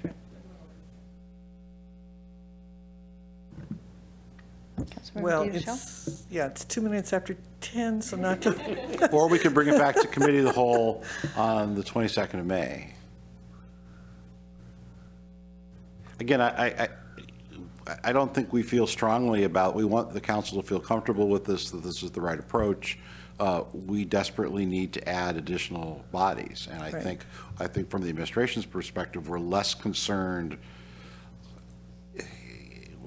We just need to implement this. The police department is close partners with Parks and Community Services. That will continue. Right. I think this will evolve over time. We don't have 24/7 coverage, and that's the other piece of this. So it's going to need, the service provision is going to need to be managed through Human Services, not police, even though the individuals will be at police, work with police closely, but we'll have 80 hours out of a week. So that not very practical then for police to manage the other hours without the rest of the Human Services team being involved. So there's some practical applications of this. I think our concern mostly is let's get those individuals there and available and free up the incumbents to focus on the sort of the back room, the case management piece. But we'll do whatever the council would like as far as additional discussion. So I just feel like we're getting hung up on this term co-response. The behavioral health specialists go out on their own. It depends on, they don't always go with an armed police officer, right? Yeah, so I think we're getting hung up on that concept. I think that the police and the behavioral health specialists have learned how to work together over the last two plus years and how to manage calls when they come in. And sometimes the behavioral health specialist goes out alone. Sometimes a police officer goes out alone. Sometimes they go out together. That's my understanding. And they make those decisions as the calls come in. So I don't think we should get hung up on this co-response model. It depends on what calls come in and what they hear when it comes into the call center.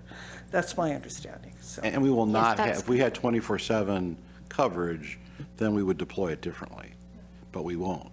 And so we will not have co-response. We will have close response for 80 hours a week.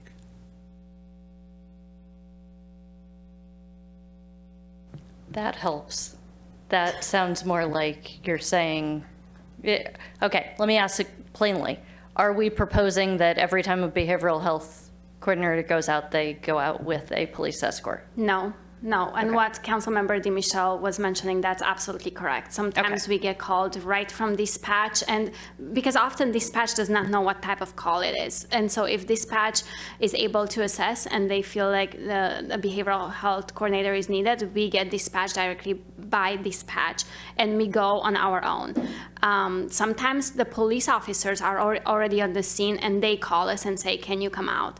And then there are some other times, especially if there's a follow-up or something, maybe someone that we call it the familiar faces, we know already, police knows, we know, then sometimes we go together with police. So, but Councilmember DeMichelle said it's... Okay, in an effort to kind of, take this next step, I'm looking at the calendar. It looks like we could potentially do the May 15th meeting. We don't have a lot on regular business there. We do have a lot on the Committee of the Whole for May 22nd. So while it's not usual our practice to have anything come back City Council, May 15th, do we feel comfortable with that? Motion to suspend the rules. It's not even a rule. Rules. It's not a rule. It's just a practice. Deputy Council President? Oh, and that was the meeting? Oh, That was the meeting. that's the meeting it's planned to come back to. Yes, right? that's the meeting our when we original plan to come back recommendation. for the limited Okay. term anyway.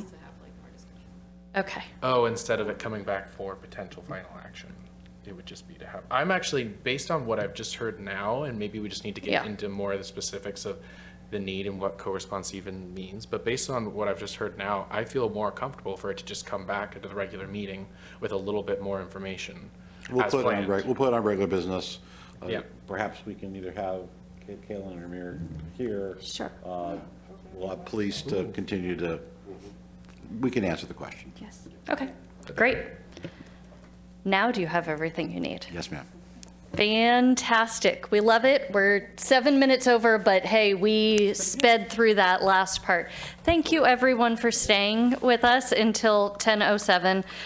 Checking on our thing, go to the order, anybody? Councilmember Joe. I know the mayor probably will announce this at the next council meeting, but there's on May 10th, there's a business meeting up at the Highlands, and I know that there are various departments that are going to be there. The mayor will be speaking as well. I think it's a morning meeting at 8 o'clock in the morning until 9:30. You can come late and leave early if you need to, but it would be a really good opportunity to make contact with our business community and hear some of their concerns. I went to that last year and it was fantastic, so definitely. Okay, with nothing else on go to the order, we are adjourned at 10:08 p.m. Thank you, everyone.